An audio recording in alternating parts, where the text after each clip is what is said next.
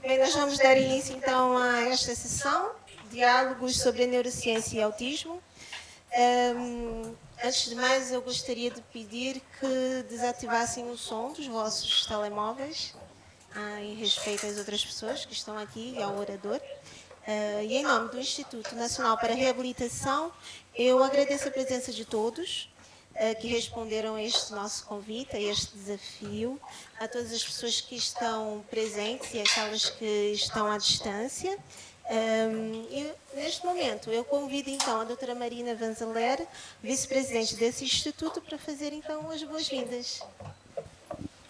Obrigada, Marta.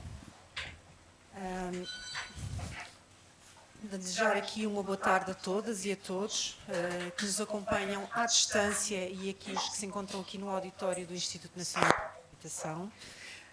Em nome do Instituto Nacional para a Reabilitação, dou as boas-vindas à ação de hoje, Diálogos sobre Neurociência e Autismo, que representa uma iniciativa de elevado valor estratégico no cumprimento da missão daqui do nosso Instituto. A garantia da plena inclusão social das pessoas com deficiência e da eliminação das barreiras sociais, culturais, comportamentais e físicas que condicionam a igualdade de oportunidades para todas e para todos que vivem com a deficiência.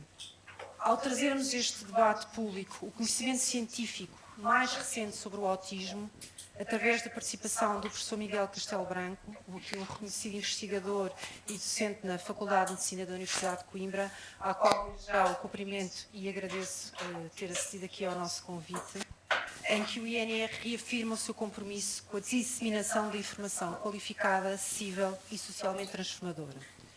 A promoção da literacia científica sobre o autismo, enquanto condição do neurodesenvolvimento, é um passo fundamental para a construção de uma sociedade mais inclusiva, consciente e respeitadora da diversidade humana. Através desta iniciativa de hoje, o Instituto Nacional para a Reabilitação reforça o seu papel enquanto entidade promotora da cidadania plena das pessoas com deficiência, alinhando-se com as melhores práticas nacionais e internacionais na área dos direitos humanos e da inclusão.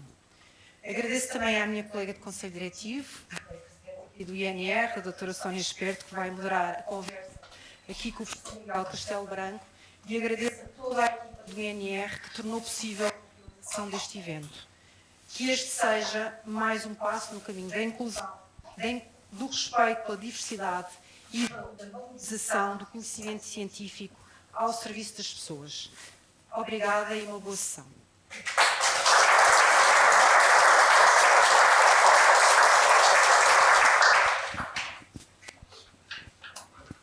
Obrigada, doutora Marina. Neste momento, eu gostava de convidar então a doutora Sónia Esperto, que é a presidente deste instituto, para se sentar.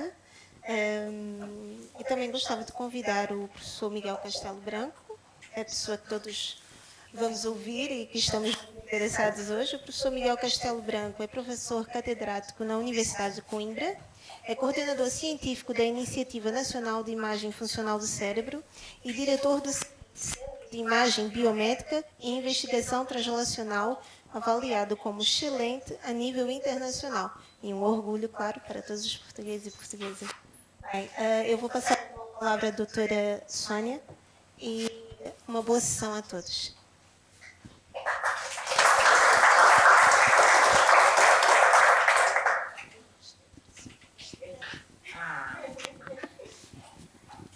Muito boa tarde a todos e a todas. Sr. Professor, já agradeci, mas quero publicamente agradecer muito a sua generosidade e disponibilidade para estar a partilhar o conhecimento connosco. É de extrema importância para o Instituto, como a Marina já reafirmou, tê-lo connosco na partilha do conhecimento, porque é na partilha e mais do que na partilha, termos o conhecimento sobre o autismo e sobre a neurodiversidade que nos pode levar a todos, não só os profissionais, mas as pessoas que não são profissionais nesta área a terem uma melhor compreensão do outro e terem também a melhor atitude para com o outro. Eu que falo, eu vou ficar o mais calada possível. Eu estou aqui para lhe fazer companhia, porque queremos muito ouvi-lo e por isso passo-lhe já a palavra. Obrigada.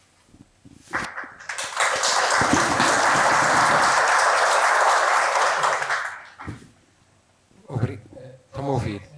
Obrigado. Queria agradecer à doutora Sónia Esperto o convite para aqui estar. É um prazer e uma honra. A inclusão para mim é uma missão. Estão-me a ouvir? Sim. E, portanto, é com alegria que eu vejo este tipo de iniciativas de, no fundo, melhorarmos a compreensão do que é o autismo. Eu vou tentar trazer aqui o contributo da ciência. A minha intervenção hoje é em que é que a ciência nos pode ajudar mais a perceber estas pessoas no dia-a-dia. Permitem, eu vou-me pôr de pé, porque eu agora prefiro falar de pé, e já que vou ter as duas mãos ocupadas, eu coloquei propositadamente no slide a palavra neurodiversidade, que é uma palavra muito hoje usada no contexto social, também o é no contexto da ciência. Nós hoje ouvimos falar muito em medicina personalizada, portanto não é só na área do autismo, cada vez mais a medicina e a ciência médica percebe que nós temos que olhar para aquela pessoa. E o autismo, se calhar, é um exemplo disso. Dizer que, como eu vou tentar trazer o conhecimento científico, vou tentar ser o mais simples possível, e pedindo desde já que não se assustem com alguns slides, que são muito técnicos, mas eu vou meramente tentar trazer aquilo que nós chamamos a mensagem, ok?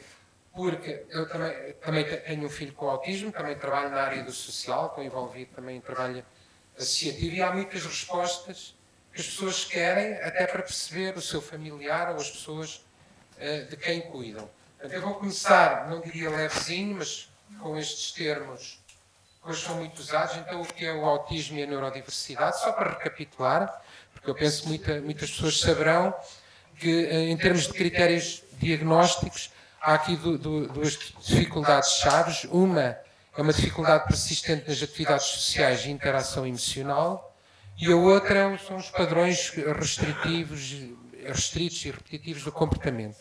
As pessoas com autismo são todas diferentes, mas de uma maneira ou de outra têm isto em comum. Mas também a forma como lidam com estas dificuldades também é muito diferente. E a forma como aprendem a lidar com estas dificuldades. Pronto, nós na ciência, aqui já há logo uma pergunta, parecem coisas muito diferentes. O que é que tem a ver o social com os comportamentos repetitivos? Claro que eu não vou discutir a ciência disso, poderia fazê-lo, se quiserem, nas perguntas, mas até isto é intrigante. Porquê o social e porquê o repetitivo? E porquê é que a pessoa sair da rotina causa tanta ansiedade? Isto são perguntas que nós colocamos a nível científico. E essa ansiedade pode estar escondida. Há ali uma frase no fim que provavelmente está errada, ou melhor, para quem diagnostica, há muitos, porque nós sabemos que hoje em dia muitas pessoas são diagnosticadas tardiamente com autismo. E porquê? Em alguns casos porque escondem, porque camuflam, porque têm a capacidade, algumas pessoas com autismo têm a capacidade de o fazer, sobretudo o autismo no feminino. E, portanto, mas isso traz muita ansiedade, camuflar traz muita ansiedade que não é visível. Aliás, nós trabalhamos muito também nas neurociências da ansiedade, e a ansiedade é um sintoma muitas vezes não visível para os outros e que está muito presente no autismo. Aliás, eu devo dizer que falar com muitas pessoas com autismo, para elas esse é o sintoma mais relevante. Claro que isto também, enquanto investigador, que também trabalha em terapias, claro que isto tem que me dizer alguma coisa, porque nós queremos dar as respostas que as pessoas mais procuram. Este é um aspecto. O que é o autismo? Mas o autismo é muito mais do que diagnosticar uma coisa, uma condição. Eu não gosto de falar do autismo como uma doença ou como uma perturbação, prefiro usar o termo condição. São pessoas que, em geral, têm perspectivas cognitivas únicas, criativas, pensamento inovador e uma profunda alegria proveniente de interesses especiais. Isto é uma outra maneira de olhar para o autismo. Eu tenho um filho com autismo, é tremendamente criativo porque vê o mundo de outra maneira e até o consegue expressar de uma maneira ou de outra de forma artística. E esta alegria de interesses especiais podia ser vista pela negativa, não é? A pessoa estar focada só numa atividade ou interesse, mas esta alegria existe. Portanto, também nós também temos que saber ver o que é a zona de conforto e como aumentar essa zona de conforto. Aliás, essa profunda alegria proveniente de interesses especiais, em alguns casos, gera aquilo que nós, por vezes, ouvimos falar, o autismo savant. Pessoas com habilidades especiais. E que a ciência hoje também não sabe dizer se essas habilidades são genéticas ou se vêm do hiperfoco e do interesse profundo. Nós conhecemos pessoas com autismo que são capazes de dizer qual é o dia da semana daqui a 40 anos. E outras são capazes de fazer cálculos matemáticos incríveis, mas elas, é como um jogador de futebol que diz que não sabe como é que fez aquela finta. E isto é muito interessante para um cientista, porque isto sugere-nos qual é a área do cérebro que está por trás disto. No autismo tem muito a ver com as rotinas, os procedimentos. E há uma área do cérebro que tem a ver com a aprendizagem de rotinas, de procedimentos. Se calhar não vou dizer o nome, ou digo os gânglios da base, que tem a ver com a aprendizagem de rotinas. E é por isso, se eles não sabem porque é que conseguem certas habilidades. Todos eles podem conseguir certas habilidades se tiverem motivação e alegria para o fazer, mas isso não vem da vontade, vem do interesse. Vem de uma gasolina que nós podemos chamar de dopamina e que eu acho que une muitas das coisas para o bem e para o mal que vemos no autismo. O gosto dos comportamentos repetitivos, que são procedimentos, são rotinas, mas há certas a pessoa estar demasiado focada nas rotinas não é adaptativo, mas já algumas habilidades vêm daqui. E eu estou convicto, isto é especulativo, que são adquiridos. O foco e o interesse é tão grande que, mesmo que a curva de aprendizagem seja mais lenta, muitas vezes conseguem exceder-se. E isto é uma mensagem que eu queria trazer para aqui, que para mim é muito importante. Em geral, no autismo, a curva de aprendizagem é mais lenta. Não subestimemos as pessoas com autismo, porque muitas vezes, se tiverem interesse naquela atividade, podem superar. Estas regiões do cérebro que eu estava a falar têm a ver com aprendizagens de rotinas, que a pessoa aprende quase de forma implícita, sem se aperceber. Podem ir devagar, mas muitas vezes surpreendem-nos. E, portanto, nós temos que saber esperar. Quando se reabilita ou ensina alguém com autismo, tem que saber esperar e dar a motivação, porque a curva é mais lenta, mas não quer dizer que não cheguem lá. Pronto, aquilo que eu vos disse significa que o autismo traz desafios, não é? E já vos falei o problema da questão da comunicação. No autismo, muitas vezes, o stress por sobrecarga sensorial. Isto também é muito interessante, porque há uma grande discussão científica de onde é que vem esta hipersensibilidade sensorial. E há muitos cientistas a estudar a pele, a visão. Eu estou convencido que não é, vou partilhar, que isto vem do excesso de atenção ao sensório. Okay? Se pensarem presos a fugir da cadeia de valores judeus, falta lá o holofote. Eu estou convicto que no autismo, às vezes, o holofote é forte demais. E às vezes é fraco demais. E isto explica a hipersensibilidade e a hipossensibilidade.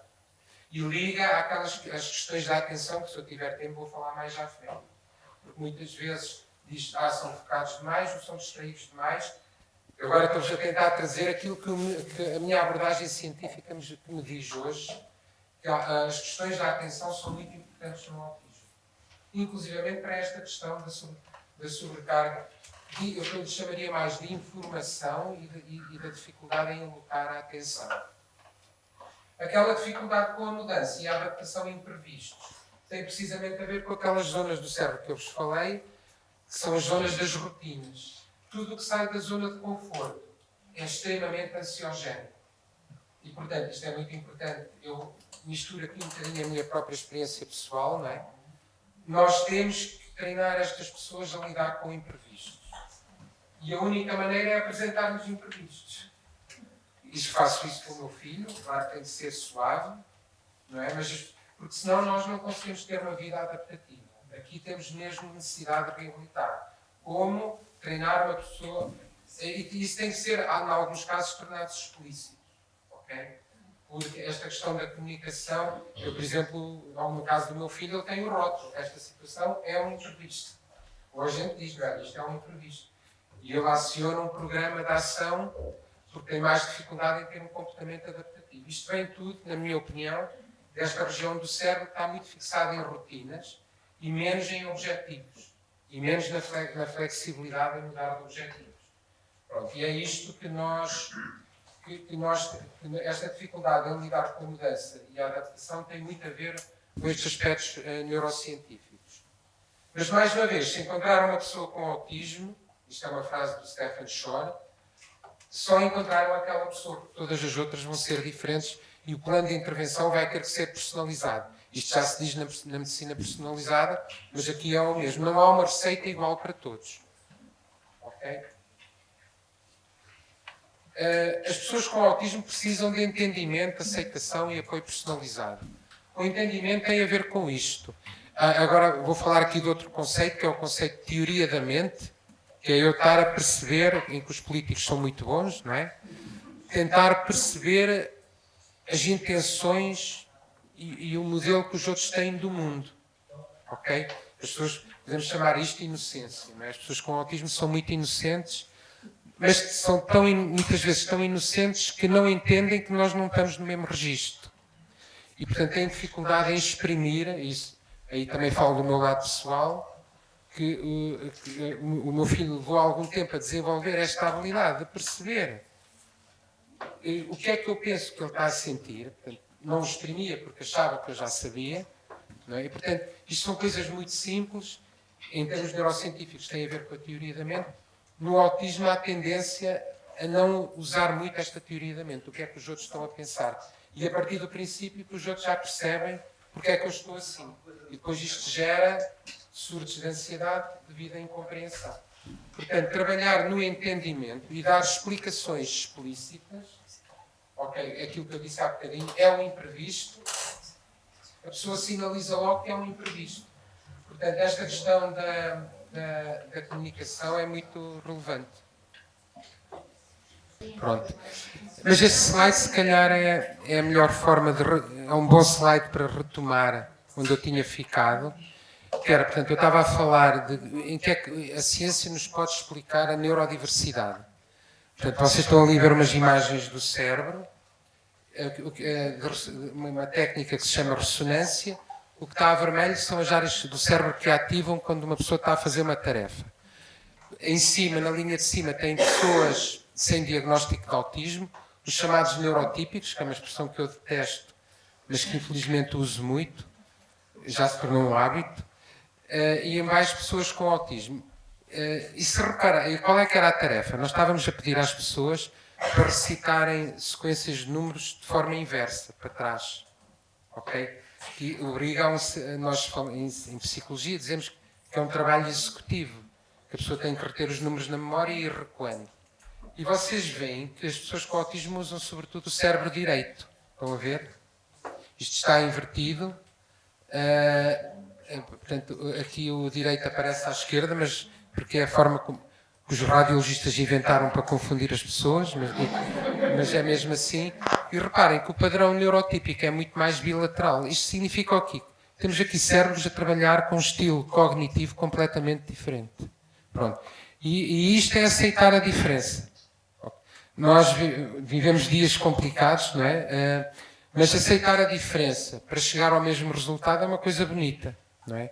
E, portanto, estas pessoas com autismo adultos com autismo, fazem esta tarefa de forma completamente diferente, mas fazem bem na mesma. Ok? Portanto, ou seja, a neurodiversidade não é só um conceito abstrato, ele existe mesmo do ponto de vista biológico, do ponto de vista da forma como o cérebro funciona. Ok? Eu já tive pessoas comigo, ou seja, nós não podemos andar a apregoar a inclusão e não ter pessoas. Já tive alunos de mestrado e estagiários com diagnósticos de perturbações de neurodesenvolvimento e a questão dos ambientes sensoriais adequados e ergonomia foi uma coisa que para mim foi óbvia desde o princípio. Ou seja, nós temos que respeitar as necessidades ergonómicas destas pessoas quando são inseridas num local de trabalho. Ok, não podemos... isso eu senti na pele, porque eu vi pessoas com autismo que não toleravam certos tipos de luminosidade e, portanto, se nós fizermos um esforço para adaptar a pessoa ao local de trabalho, estamos a fazer inclusão e não a tratar todos como iguais. Porque lá está, a respeitar esta questão da chamada hipersensibilidade sensorial.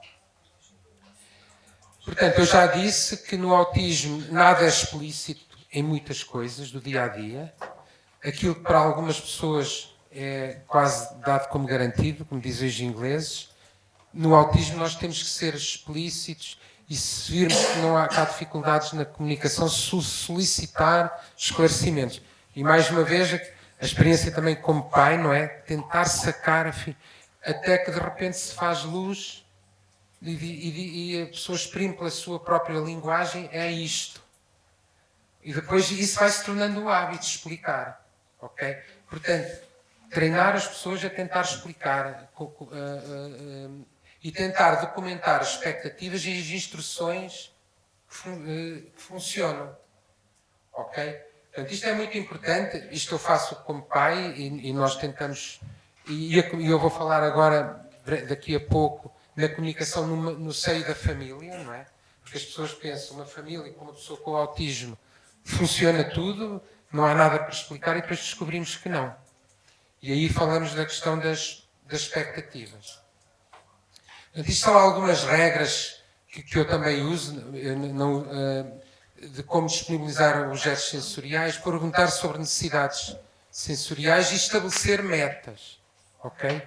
A motivação é algo essencial no autismo. Há atividades que a pessoa pensa que é mais difícil, o escotismo, acampar à noite, andar a dezenas de quilómetros a pé. O meu filho fez isso que não diria uns anos antes que ele seria capaz de o fazer. E ao mesmo tempo impor as rotinas dele nos acampamentos, que é ir deitar-se sempre à mesma hora. Isto é uma negociação. Ele fez a dele. Ele aceitou ser escotista, mas quando estava nos acampamentos procurava ter as rotinas dele na medida do possível. Portanto, estas negociações são coisas que têm de ser trabalhadas. A tal política razoável de flexibilidade recíproca. Porque nós temos que aceitar que estas pessoas são mais rígidas, têm mais dificuldade em mudanças. Portanto, tem que haver uma negociação e cada lado perceber que há uma cedência. Pronto. Outra questão muito importante, eu agora vou entrar mais na ciência um bocadinho e também na parte clínica, é que há muitas situações clínicas que podem coexistir. Uma delas, aqui à direita, é claramente a perturbação de hiperatividade e déficit de atenção. Podem ou não haver critérios diagnósticos, ok? A pessoa pode não ter um diagnóstico formal de hiperatividade, mas claramente a atenção é diferente no autismo. Okay? Se quiserem ver uma câmara zoom, falar de uma câmara zoom, é como se fosse uma câmara fotográfica que tem o zoom.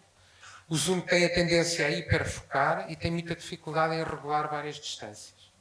É claro que isto é baseado em alguma investigação nossa. O que eu estou a dizer, nem toda a gente concordará, mas há um consenso que as alterações da atenção no autismo são diferentes, têm coisas em comum e outras diferentes com o déficit de atenção e podem até complicar o diagnóstico. E há pessoas que têm os dois tipos de diagnóstico.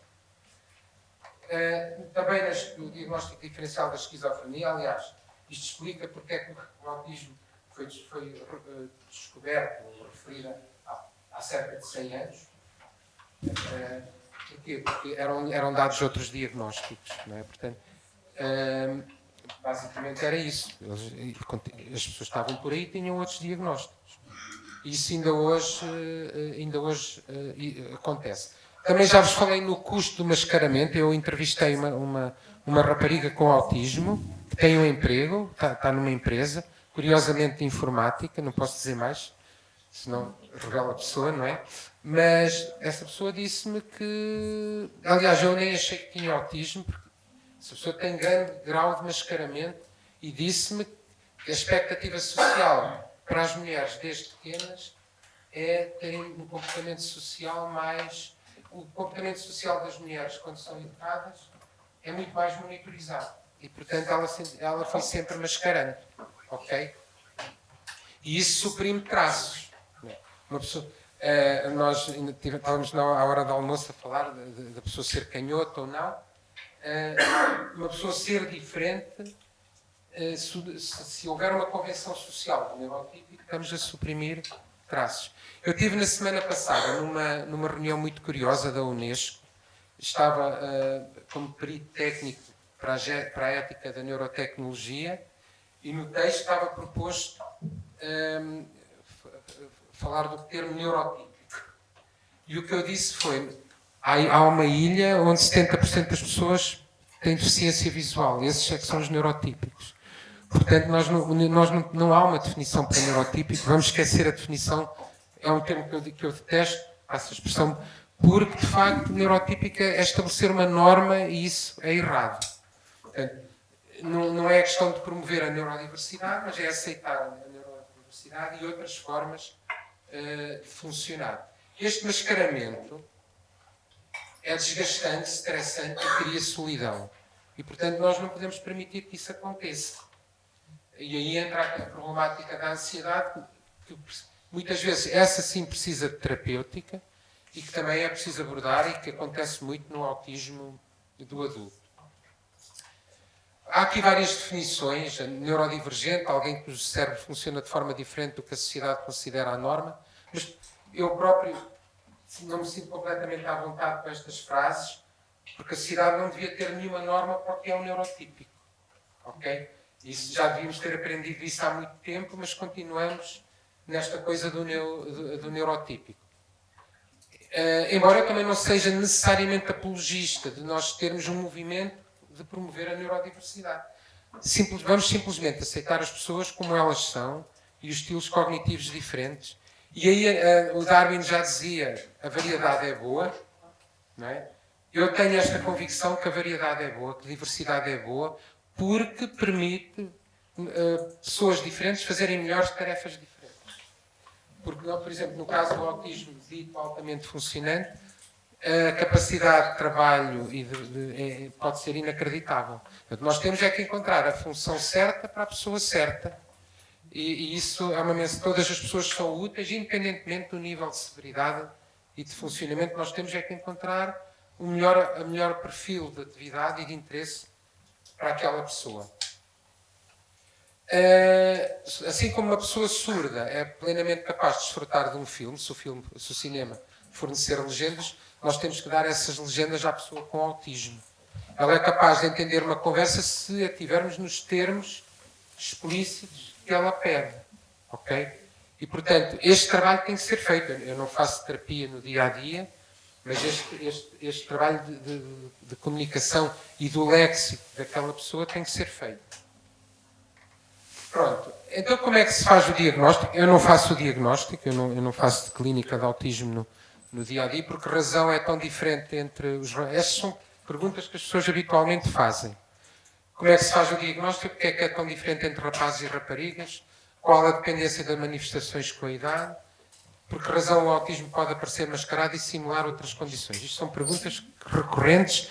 Eu espero já ter de alguma forma respondido a algumas. Eu vou continuar a tentar responder durante o resto desta apresentação. Por exemplo, nós sabemos que não é só no autismo, nos déficits de atenção e mesmo na esquizofrenia, as manifestações são diferentes e, portanto, isso era algo que também não era respeitado antes, considerar estas condições em função do género. E tudo isto leva, para delinear um plano de intervenção personalizado, nós temos primeiro que perceber aquela pessoa. Temos que estudar a pessoa e partilhar com ela. Eu aqui vou dar um exemplo, também para dizer um pouco, eu estou a começar quase, não diria pelo fim, mas também para dizer que eu faço investigação no autismo científica, mas muito a procurar respostas para a intervenção. E, por exemplo, a área da terapia familiar não era de todo a minha praia, mas tive uma psicóloga que quis fazer doutoramento nesta área, perceber a ciência e fazer a intervenção.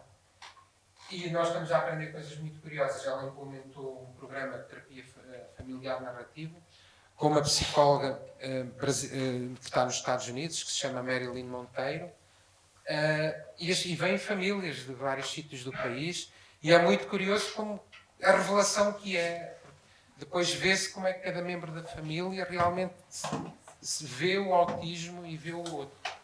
E isso também tem que ser trabalhado. Ou seja, não vale a pena estar a fazer um plano de intervenção se nós não se olhar para a dinâmica familiar.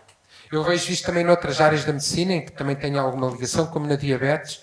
Um diabético não regula bem a sua diabetes se não tiver um bom contexto familiar. Isto parece ridículo, mas é assim. E no caso do autismo, muito mais. Portanto, a intervenção também tem que considerar a dinâmica familiar. Eu não vou falar mais neste projeto, que se chama Narrativas. Na verdade, este projeto agora está implementado na APPDA de Coimbra. A Daniela Sousa terminou o doutoramento e nós decidimos apresentar este projeto como uma resposta. E pronto, foi uma iniciativa da Daniela que nós tentámos trazer para fora da universidade e colocar num agente social. Não sei se fui eu que carreguei demais. Já está, sou eu que estou a carregar demais. Devagarinho. Depois, há muito financiamento para investigação no autismo. E podiam perguntar, então porquê é que nós não temos resultados? Sendo agora um bocadinho sarcástico. Porque é difícil. Não sei se o financiamento é balanceado da forma certa nas diferentes áreas. Isto é uma opinião muito pessoal. Há muita investigação animal, e podiam perguntar, mas há animais autistas? Claro que não. Mas há alguns genes que se pensa terem alguma importância no autismo e que se conseguem estudar no modelo animal alguns sintomas. Okay? Portanto, nós, no nosso Instituto de Investigação, também temos alguns modelos animais, até porque cerca de 30% dos casos de autismo têm ligação com a epilepsia, ou mais. E, portanto, é importante também perceber se há genes envolvidos nisso, até para pensar numa intervenção terapêutica.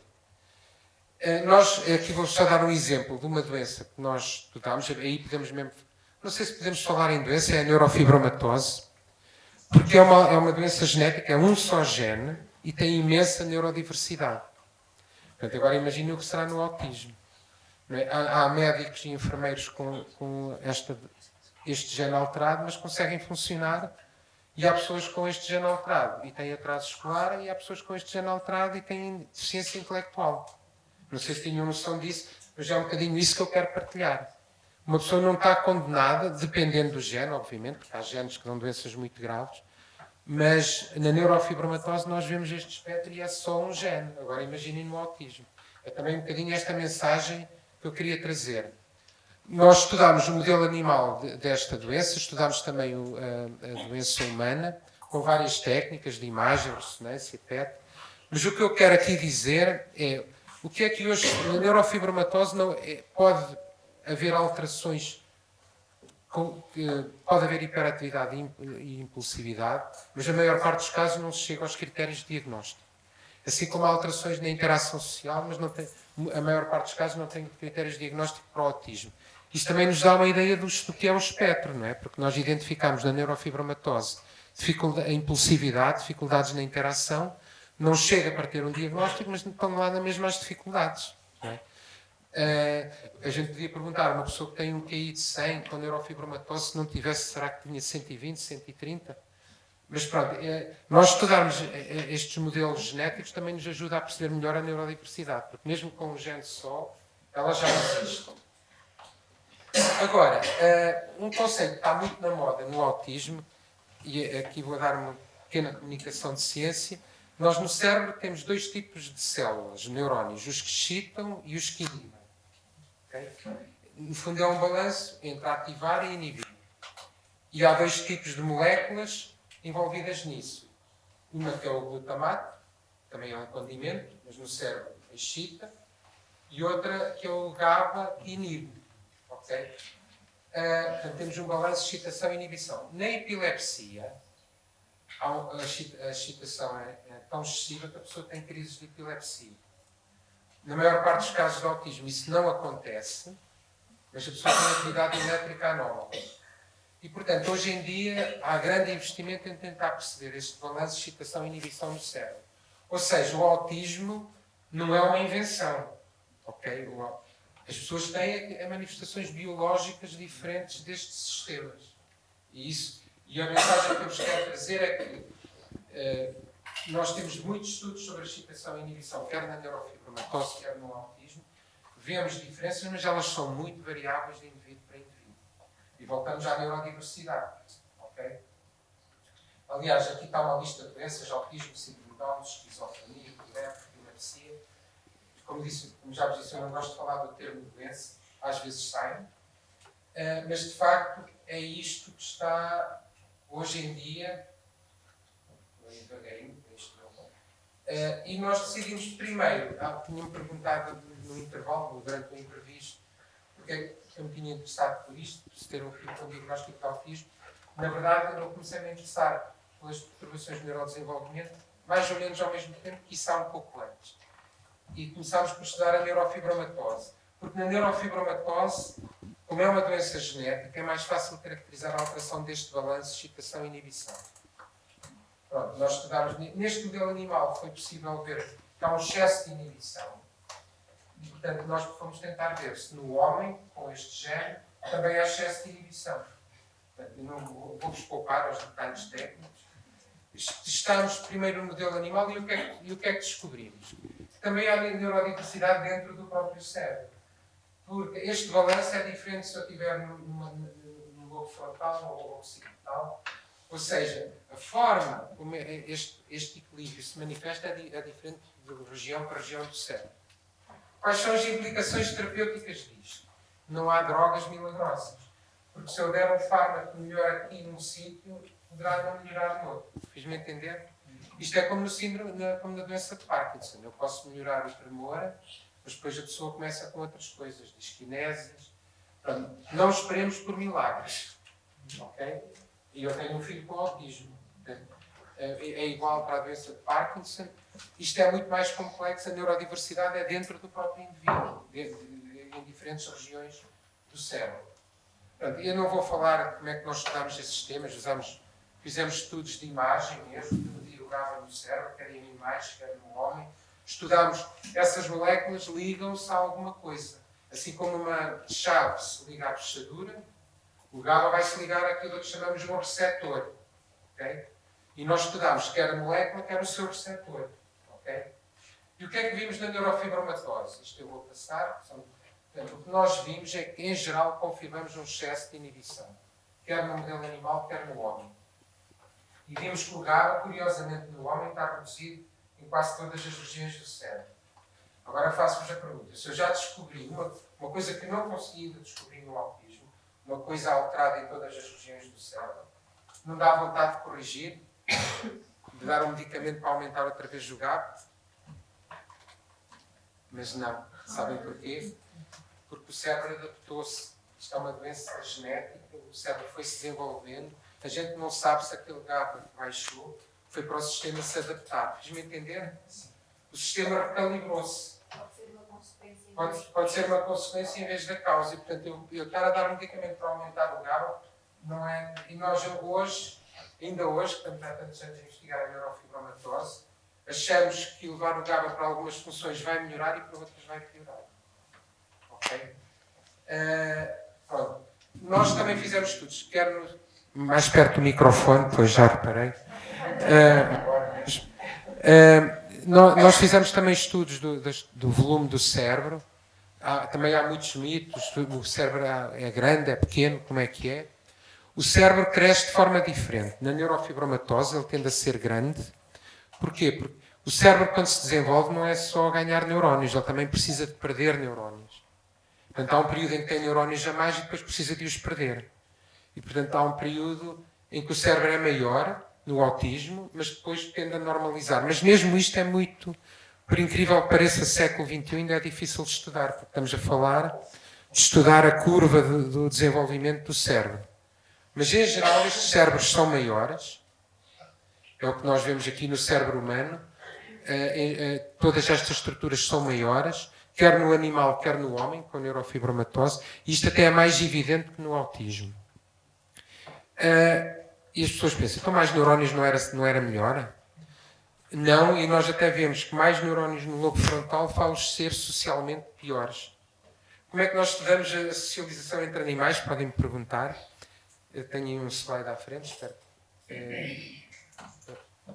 Está aqui.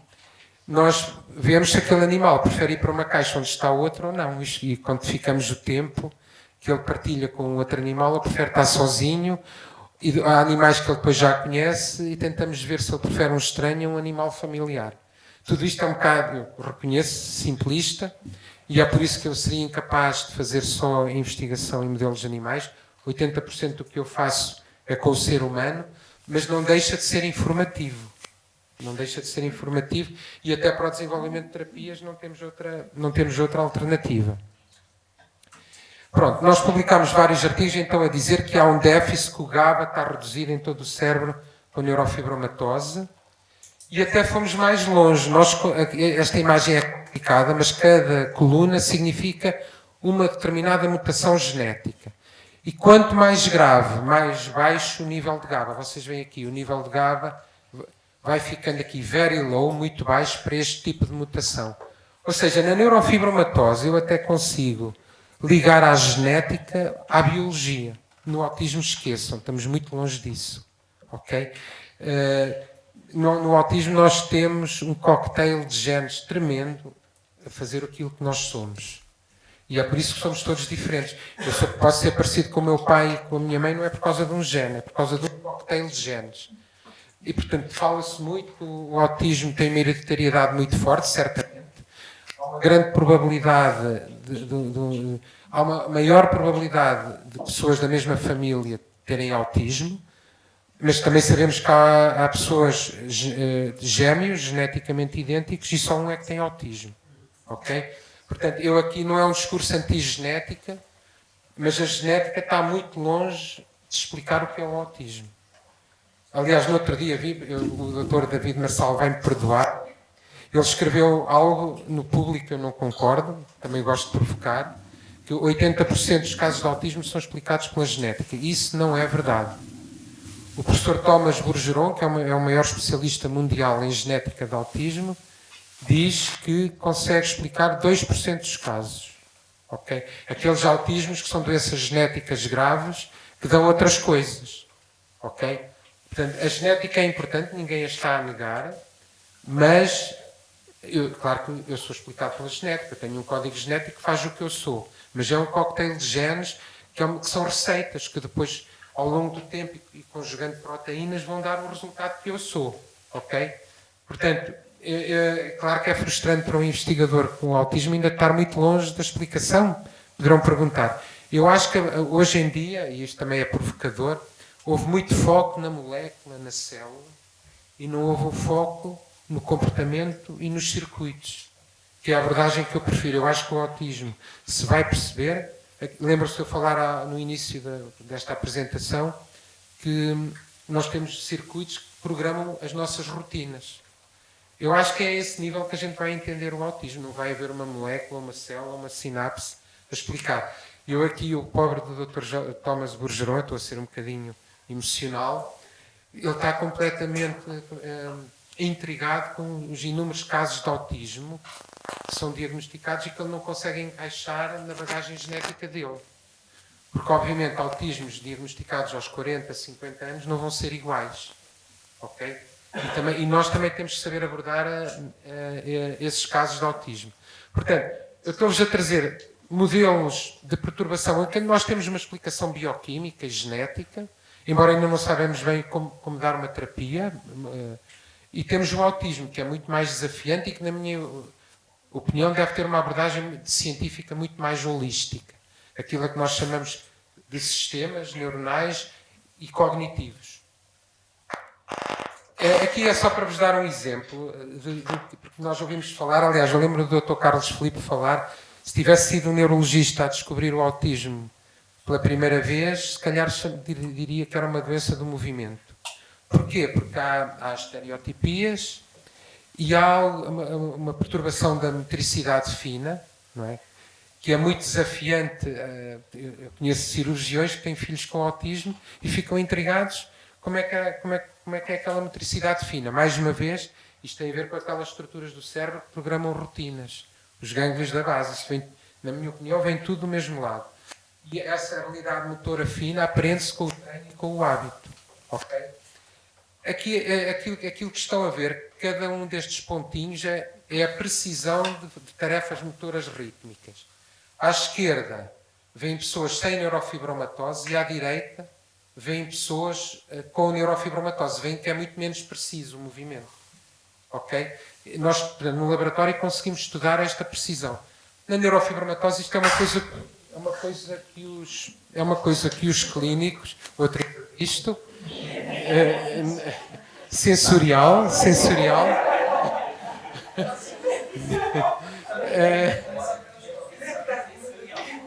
é preciso interromper ou não?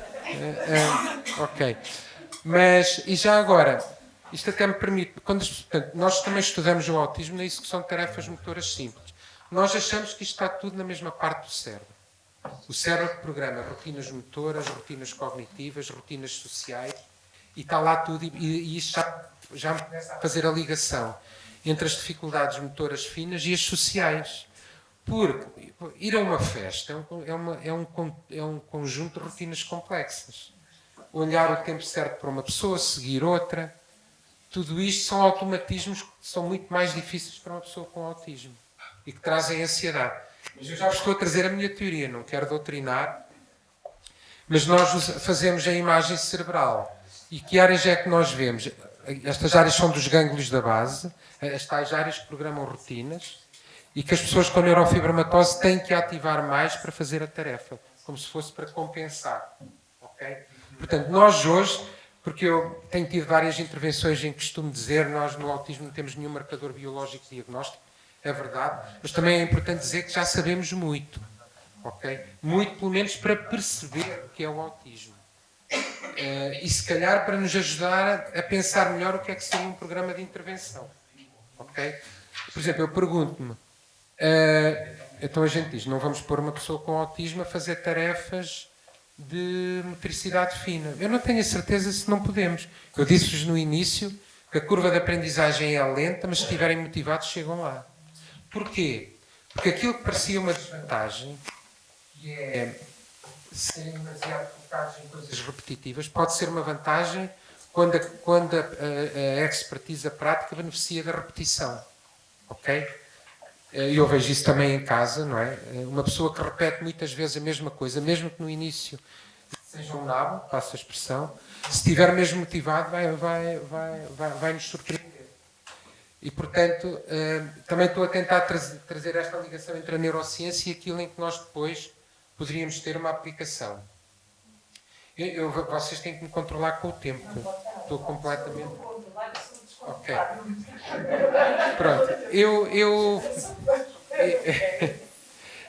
Mas pode estar à vontade, até porque houve aquele imprevisto, por isso eu já disse que temos que ter mais uns minutos. Ok.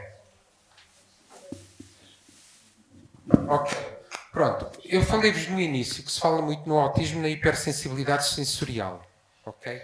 Aliás, isso até me levou a pessoas com autismo, há muitos movimentos na área do autismo, perguntassem: então vocês põem toucas de eletroencefalografia, então, mas isso não dá hipersensibilidade sensorial?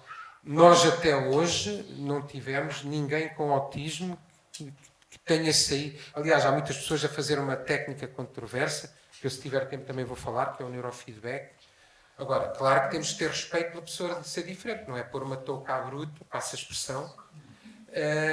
Nós temos que perceber a pessoa que temos ali, que se chama, mas não há problema. Aliás, devo-vos dizer que a nossa, como digo, eu podia estar aqui muito mais tempo a falar, mas a nossa experiência é que as pessoas com autismo, com quem nós lidamos, gostam muito de tecnologias. E o que eu quero dizer de tecnologias? Jogos, de treino de competências, jogos de eletroencefalografia, se forem lúdicos e se forem orientados para os interesses deles. E, portanto, nós temos tirado muito partido disso para desenvolver tecnologias, e isso também é algo que é importante.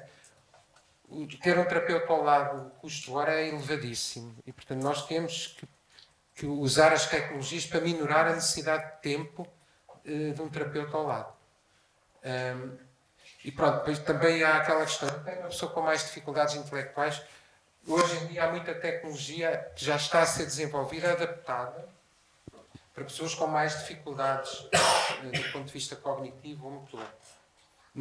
Eu também tenho alguma ligação aos estudos em doenças neurodegenerativas e é exatamente o mesmo. Aí estamos a falar de inclusão. Se a tecnologia está a evoluir tanto, por que é que não podemos pôr a tecnologia ao dispor da reabilitação? Aqui estou a ver uns estímulos muito esquisitos, que são barras com cores ou sem cores, porque nós quisemos estudar, uma vez que se fala muito em hipersensibilidade sensorial, nós quisemos muito estudar a sensibilidade ao contraste no autismo. E fizemos exatamente estudos de eletroencefalografia. Eu não vos vou amassar com os resultados, só vos vou dizer que nós podemos analisar estes, como veem, os números gráficos, analisar isto de 1001 maneiras, mas uma coisa que podemos fazer é pegar nos sinais do cérebro e dividi-los em frequências. Okay? Como as frequências da rádio. Se tiverem as frequências todas misturadas não ouvem nada, mas se sintonizarem para uma frequência ouvem um sinal de rádio. Com o eletroencefalograma podemos fazer o mesmo, podemos escolher uma frequência. E há uma frequência que normalmente está elevada no autismo, é aquele picozinho. É uma frequência, claro que não é aquilo, não é megahertz, que isto não é rádio, é uma frequência do cérebro, é uma oscilação no cérebro na ordem dos 10 Hz, a que nós chamamos alfa. Okay? Se todos vocês fecharem agora os olhos, o vosso alfa aumenta. É o chamado alfa visual. A pessoa, quando está muito sonolenta, portanto, o alfa significa repouso visual. Okay? E nós vemos que aqui é na neurofibromatose, mas vimos o mesmo no autismo, o alfa está muito elevado. Okay? Isto é um marcador biológico de atenção, não de diagnóstico de autismo. Ou seja, nós até temos marcadores, até fisiológicos, de processos, tanto na neuroética, hoje se diz, ai, Deus me livre, agora os implicados empregadores começarem a ver se o funcionário está mais sonolento ou mais desatento, porque tem algo mais elevado. Mas isto é possível. Isto é possível de ser feito e já levando preocupações até a nível da neuroética. Pronto, e este alfa está elevado, quer quando a pessoa está a ver um estímulo, quer em repouso. Portanto, vocês veem que este pico, não vos vou amassar, com muito estímulo está sempre elevado. Isto é um achado muito robusto. E quando o alfa está elevado, a pessoa comete mais erros. Não se está a ouvir, veja se o microfone se desligou. E agora? Não, o microfone terá desligado. Pressionar o botão. Está, certo? Sim. Ok. Tenho que me avisar que eu, pronto, digo duas coisas ao mesmo tempo, ou três, mas aqui esta curva é uma curva de erros de pessoas com neurofibromatose. Veem que cometem muito mais erros que os chamados neurotípicos. Normalmente a pessoa comete mais erros quando tem o alfa elevado. Okay? Há já quem esteja a propor usar isto na condução. Da pessoa levar um elétrodo na cabeça, o alfa começa a aumentar e leva um alarme, e recebe um alarme. Isto não está assim tão longe, não é assim tão ficção científica quanto pareça, porque hoje em dia já há elétrodos que nem é preciso pôr gel, e até já há empresas, portanto não sei se estaremos assim tão longe disso. Pronto. Aqui vem o alfa, aumentado em repouso, e vocês veem uma pessoa neurotípica, com os olhos fechados, o alfa aumenta muito. Uma pessoa com neurofibromatose, o alfa não aumenta tanto. Ok? Portanto, eles têm o alfa mais ou menos fixo e alto. Ok? Portanto, ou seja, há muita coisa que nós podemos estudar e até pensar a nível de intervenção. Agora, iam perguntar, então no déficit de atenção, de certeza que o alfa também está alterado. E está. Ok? Portanto, outro imprevisto.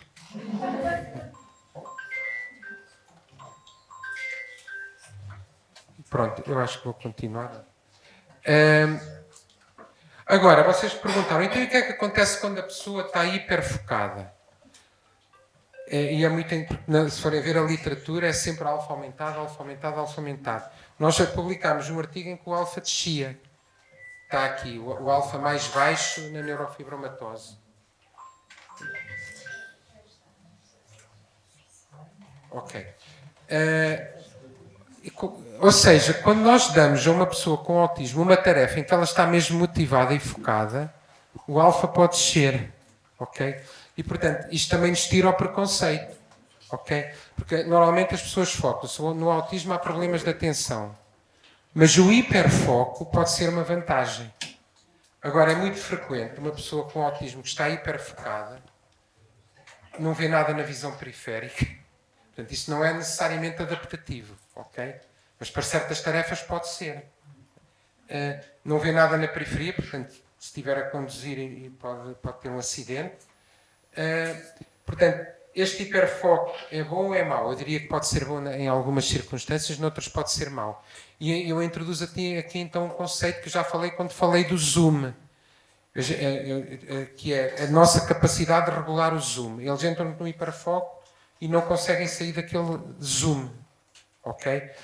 Eu estou convicto que o problema no autismo, assim como no déficit de atenção, é um problema de regulação. Às vezes de mais, outros de menos. E isso aplica-se a muitos domínios, distância interpessoal, ou se aproximam demais, ou estão demasiado afastados, contacto interocular, olham um tempo de mais ou de menos. Há muitas publicações, nós também temos algumas, que mostram uma distribuição bimodal. Não sabem regular a distância, o tempo de contacto ocular, distância interpessoal. Não sabem, é mais difícil, têm que aprender. Eu uma vez falei com uma menina com autismo, disse, mas estás a olhar para mim, estás a fazer contacto ocular. Ela, não, estou a olhar para o sítio no meio dos seus olhos. São estratégias, mas que, de alguma forma, porque nós quando estamos em interação também temos que ver, e isso é difícil, não é? Eu já falei com pessoas com autismo que negam, que dizem, as pessoas têm que aceitar a minha estereotipia. Eu entendo isso. Mas eu posso dizer que eu ensinei o meu filho a mascarar, não é a mascarar, mas em vez de estar a pôr as mãos nos bolsos e esfregar as mãos nas coxas. Ele aceitou isso, eu não o obriguei. E, portanto, não fazer contacto ocular, estamos a dar um sinal que nós evoluímos durante dezenas de milhares de anos em interação. Mesmo que a outra pessoa aceite, é uma aceitação cognitiva, consciente. Não é uma aceitação do cérebro primitivo. Fiz-me entender? Nós temos rotinas primitivas, todos nós somos pessoas preconceituosas. Portanto, mesmo que eu tenha 10 horas de aulas, aceita a pessoa que é assim, acho que tem que haver uma negociação. O que eu estou a dizer pode ser difícil de aceitar, mas tem que haver uma aceitação, porque eu se vir uma pessoa com estereotipia, ela pode me chamar a atenção, mesmo que eu não queira. Eu ensino, honestamente, não o obriguei. Aliás, para mim, ter estereotipias para mim é sinal que ele está com ansiedade. Portanto, o meu foco nem sequer é corrigir a estereotipia, mas às vezes ele tem necessidade de as fazer. Portanto, não vou dizer não faças, porque isso é uma forma de aliviar a ansiedade. Portanto, o melhor é não as suprimir, mas arranjar maneira da pessoa as exprimir com alguma privacidade, digamos assim. Pronto. Depois, nós temos marcadores cerebrais realmente destes lapsos de atenção. Todos nós temos os nossos momentos do mundo da Lua, certo? Que andamos... Fala-se muito, havia um cientista que dizia que as crianças não foram feitas para estarem sentadas numa carteira durante horas e que, portanto, tudo o que é neurodiverso em relação a isso fica logo em desvantagem. Que eu confesso que é um conceito a que eu adiro. Porque há muitas pessoas, e depois há outras pessoas que são sobredotadas, já aprenderam o que tinham a aprender e depois ficam aquele tempo todo no mundo da Lua. Okay? E depois acabam por terem sucesso escolar porque aquilo não vai ao ritmo que eles precisavam. Há aqui uma zona do cérebro, que está aqui a vermelho, não se vê muito bem, que é as zonas do circuito chamada introspeção, do mundo da Lua. Que é o circuito que está ativo. Por exemplo, se eu vos pedir uma tarefa para fazer contas, esse circuito apaga. Agora, há pessoas em que não apaga, mesmo que são as pessoas com déficit de atenção ou são pessoas com tendência à distração. E, portanto, o que nós vimos é que nestas perturbações é muito frequente a pessoa não conseguir desativar este circuito, está sempre a sonhar. São chamados sonhadores em excesso.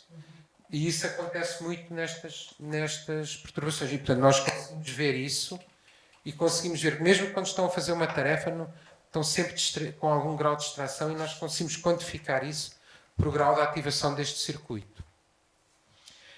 É como vos disse, na neurofibromatose nunca ninguém tinha descrito que havia impulsividade. Okay? E nós fomos estudar e publicámos um artigo a mostrar que há impulsividade. Como é que nós definimos impulsividade? É fazer uma coisa demasiado depressa e por isso erramos. Eu uma vez participei num curso de televisão e quis ter a certeza que era o primeiro a responder, carreguei e disse a resposta errada. Nós chamamos a isto a negociação entre velocidade e exatidão na resposta. Pronto. E o que nós vimos é que as pessoas com neurofibromatose erram muito mais e respondem muito mais rápido. Ok? Portanto, temos aqui as pessoas com neurofibromatose a cometer muito mais erros e aqui temos uma relação negativa entre a velocidade e o número de resposta e o número de erros. Ok? Isto agora tornou-se um bocadinho técnico, mas só para dizer, algo que não estava descrito na neurofibromatose está lá. Não é clínico, mas está lá. Nós vemos que eles tendem a ser mais impulsivos. E, portanto, isto mais uma vez nos diz que na maior parte, aliás, há correntes na psiquiatria que começam a negar as caixas e a falar em espectros. No autismo isso já está bastante popularizado, não é um espectro do autismo, e depois começam-se a falar em domínios transdiagnósticos. Sintomas ou sinais que estão presentes em várias condições, em doses diferentes e eventualmente de forma diferente, mas estão lá. Por exemplo, o alfa elevado é muito frequente em várias perturbações do neurodesenvolvimento.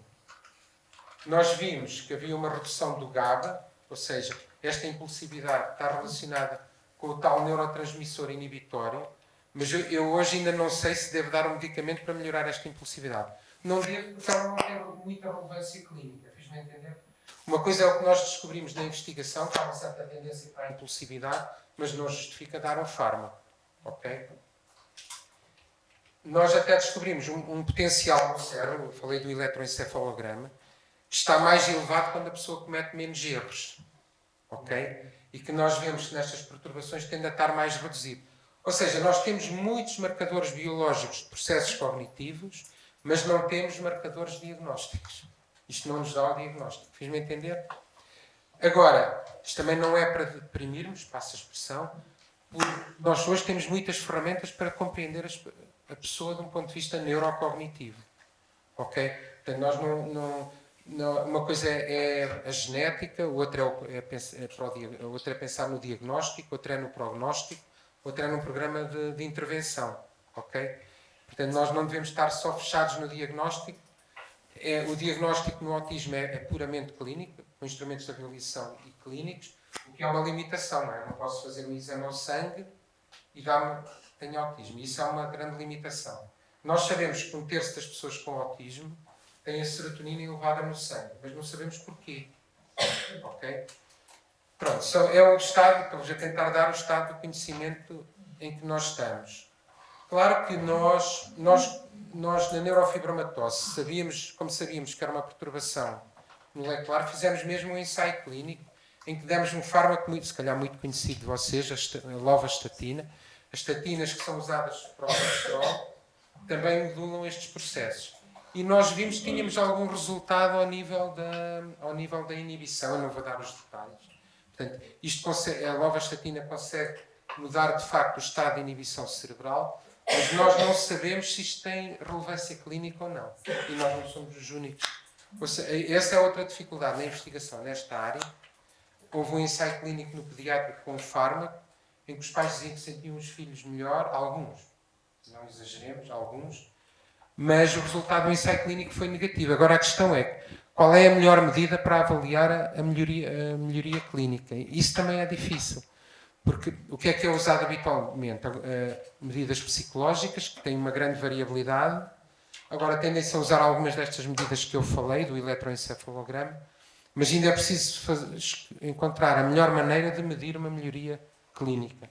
Ou seja, até pode haver aí intervenções, até farmacológicas, que dão melhoria, mas nós ainda não temos capacidade, e isto entra naquela questão, verificar se uma pessoa com autismo melhorou numa determinada dificuldade, não é fazer uma avaliação de meia hora.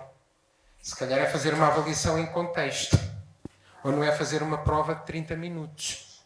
E, portanto, nós temos um problema sério de avaliação que é importante para os ensaios clínicos.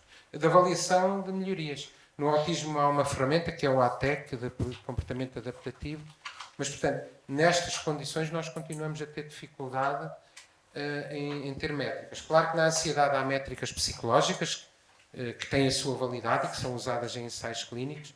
Portanto, dependendo do domínio que nós queremos melhorar, as métricas podem ter maior ou menor valor. Isto eu vou passar. Eu já vos disse que ia ter muitos slides técnicos. Onde nós temos um resultado é na epilepsia.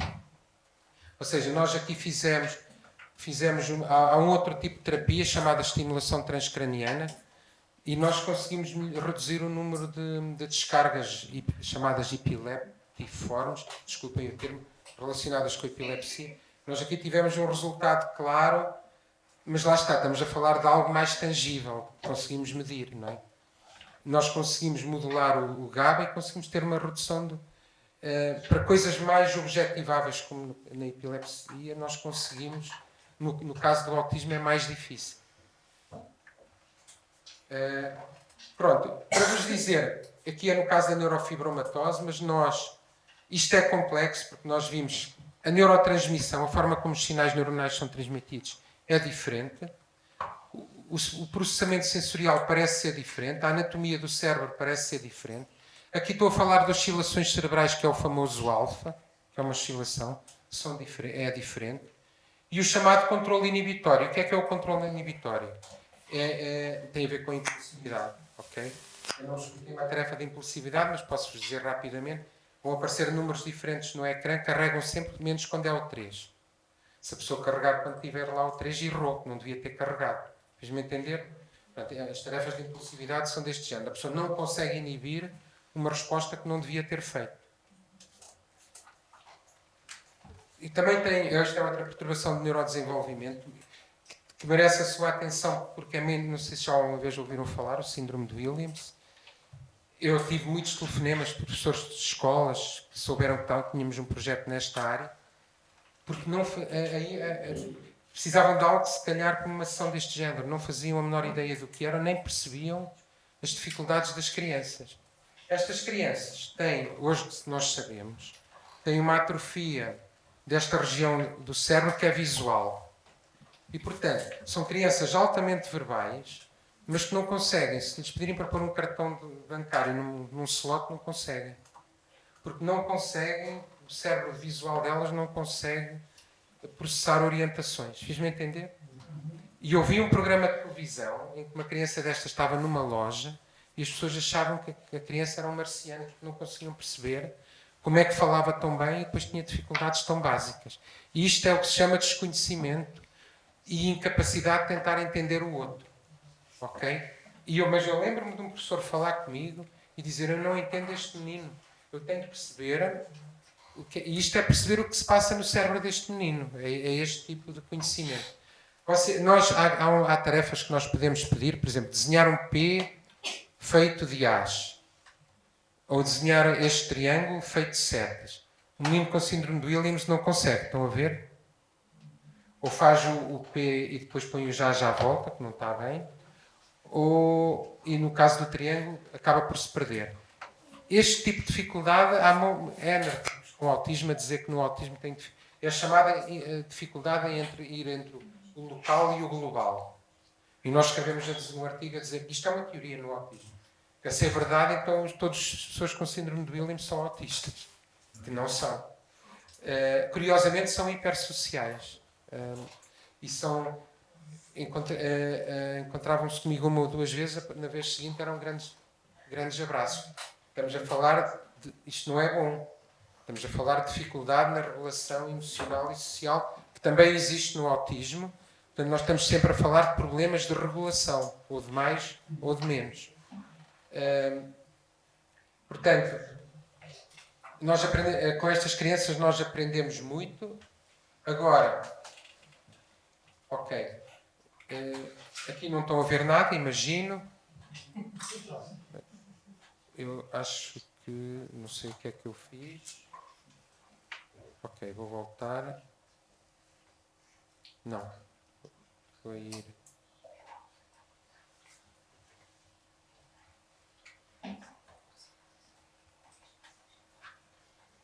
Eu estou aí devagarinho. A minha apresentação também é pesada. Pode ser por isso. Pronto. Ok, vou. Isto não funciona. Pronto. Foi rápido demais. Mas eu acho que vou passar. Se aquilo tivesse corrido como deve ser, viam lá uma cara. Okay? Mas eu vou passar. Deixa ficar lá no slide só um pouquinho. Só clicar uma vez e esperar. Só para ter tempo de processar. Eu até vou para trás, que o outro é mais óbvio. E agora vou voltar. Pronto. Isto é difícil de propósito, ok? Porque nós tivesse lá mais de um segundo, a pessoa via claramente uma cara. Mas a cara vê-se porque os pontos se moveram. Isto chama-se ver a estrutura a partir do movimento. As pessoas com síndrome de Williams não conseguem, têm muita dificuldade com este tipo de estímulos, porque têm mesmo uma atrofia desta parte do cérebro. Agora, há carradas de artigos a dizer que a teoria da coerência, não sei se já ouviram falar da coerência central no autismo. Eu não estou nada convencido disso, mas depois já há os chamados mainstream científicos, não é? Mas eu não estou nada convencido. Aliás, basta ter um filho em casa, não é? Que faz desenhos com 3 ou 4 traços.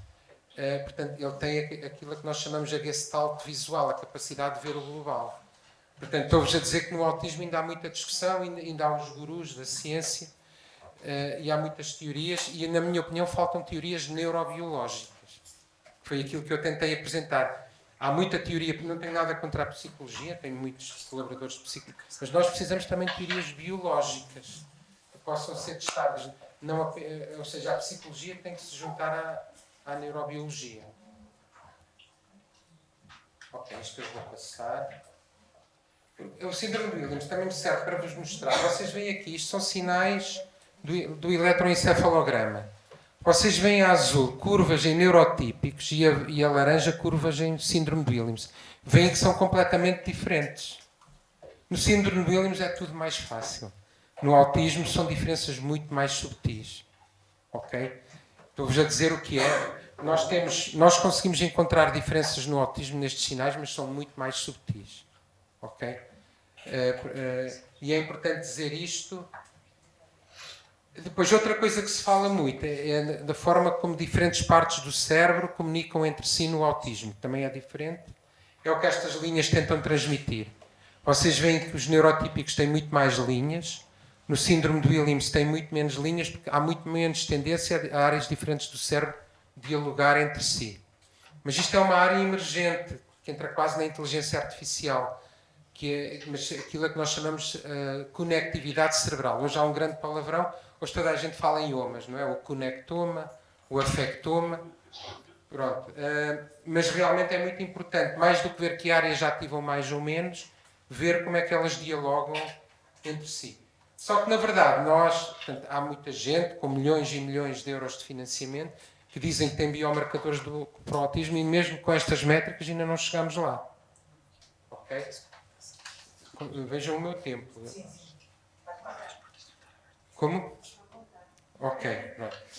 Estas imagens, estas caras, o processamento de faces é diferente no autismo. Estas caras abstratas, há mais dificuldade em serem processadas no autismo. Por exemplo, vem aqui uma cara invertida, espero eu. Eu tenho caras muito mais difíceis, que eu chego a uma aula e quase nenhum dos alunos consegue ver. Fazemos isso de propósito. Porque obrigam a uma organização visual global. Este também é um estímulo usado para tentar, então, testar aquela capacidade de ver coerência num estímulo. Ok? Portanto, a visão, a forma das pessoas com autismo olharem para o mundo visual é diferente. Mas, na minha opinião, é diferente por causa do zoom. Não tem nada a ver com a capacidade de fazer sínteses visuais. Fiz-me entender? Senão não haveria artistas com autismo com a qualidade artística que nós vemos. Mas estas discussões ainda existem na comunidade científica. Claro que nós podemos fazer, claro que nós também tentamos encontrar marcadores de diagnóstico. Usamos ferramentas estatísticas para classificar os padrões do eletroencefalograma e conseguimos discriminar autistas de não autistas. Mas isto não é melhor do que o diagnóstico clínico. Fiz-me entender? Hoje em dia, infelizmente, não é estar a desmerecer os médicos, mas era bom haver um marcador biológico, como temos na doença de Alzheimer, que é a amiloide, não é? A gente calcula a amiloide no líquor ou usando uma técnica de imagem e tem um diagnóstico muito mais preciso de doença de Alzheimer. No autismo nós não temos isso. E depois há um conceito muito em medicina chamado concordância diagnóstica que está muito mal estudado no autismo. Posso falar na área da radiologia, que eles são...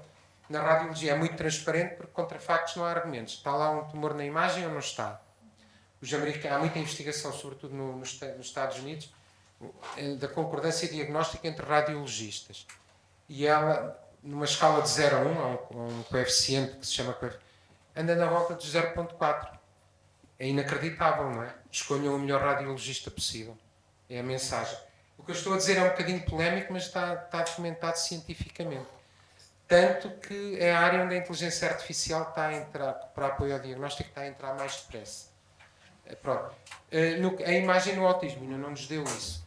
Mas, portanto, para dizer, é difícil fazer. Eu não faço diagnósticos de autismo, atenção, mas observo e vejo que não é fácil fazer um diagnóstico de autismo, sobretudo, tanto que normalmente nunca é feito antes dos 3, 4 anos, e nem sempre há consenso. Eu também já vi isso, eu não estou a inventar e também não me surpreendo, uma vez que os critérios, há uma dificuldade em ter critérios puramente objetivos.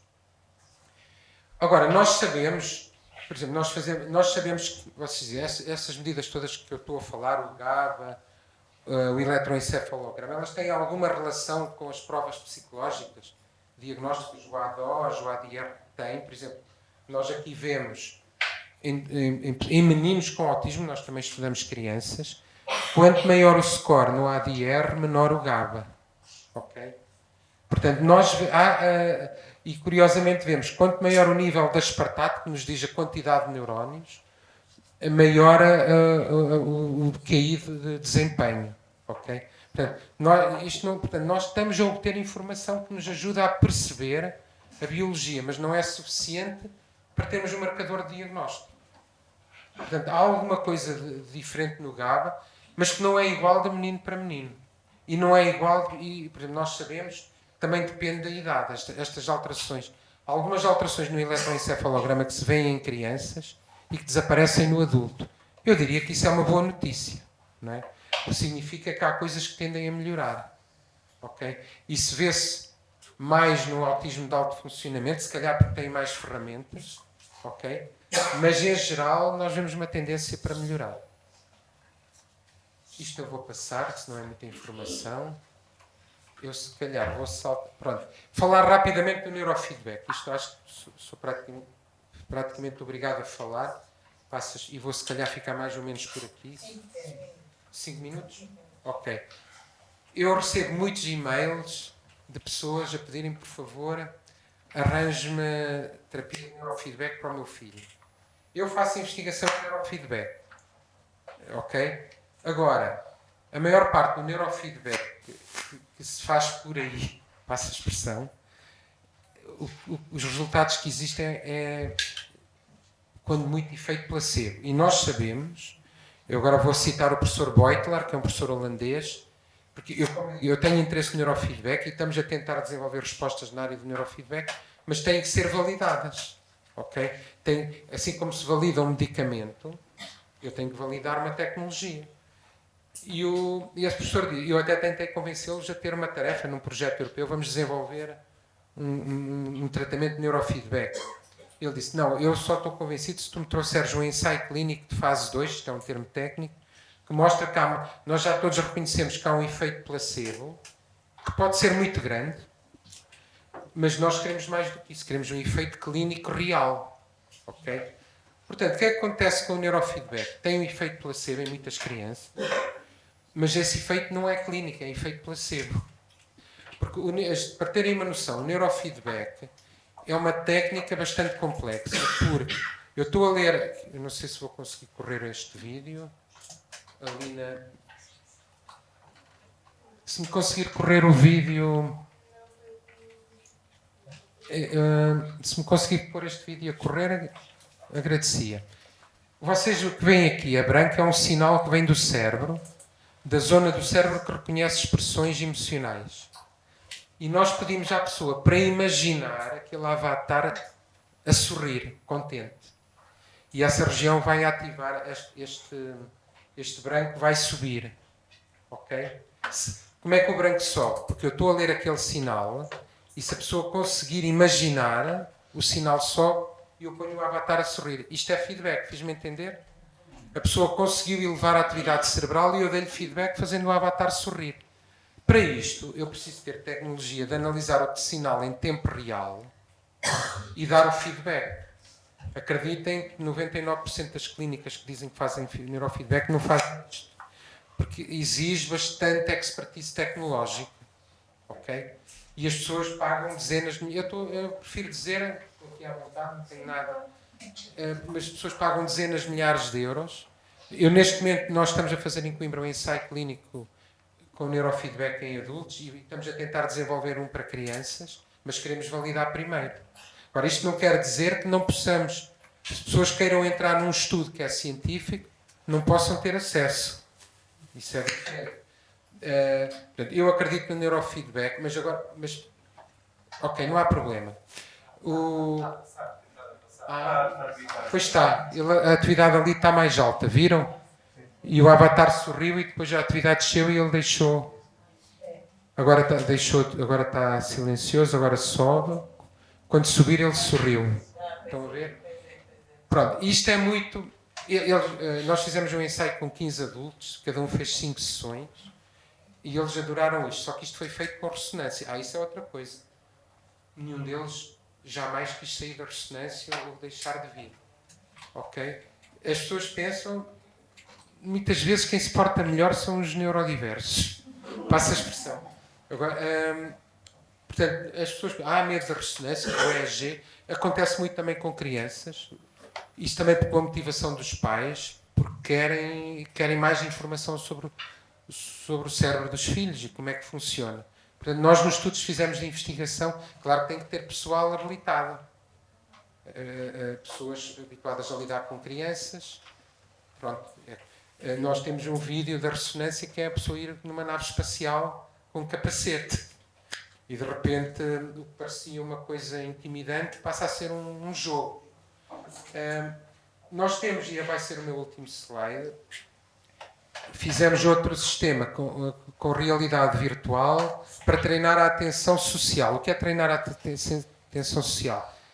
A pessoa ficar treinada a seguir a atenção de outra pessoa. Se outra pessoa estiver a olhar para lá, também olho para lá. Pronto, que é o chamado atenção conjunta. Qual é que é o nosso problema com estes jogos? Também não quero... Já vos disse que o neurofeedback é tecnicamente exigente. Isto tem que ser lúdico, é o chamado... Tem que ter a filosofia da gamificação dos jogos sérios. E a pessoa tem que ver uma utilidade naquilo. Ok?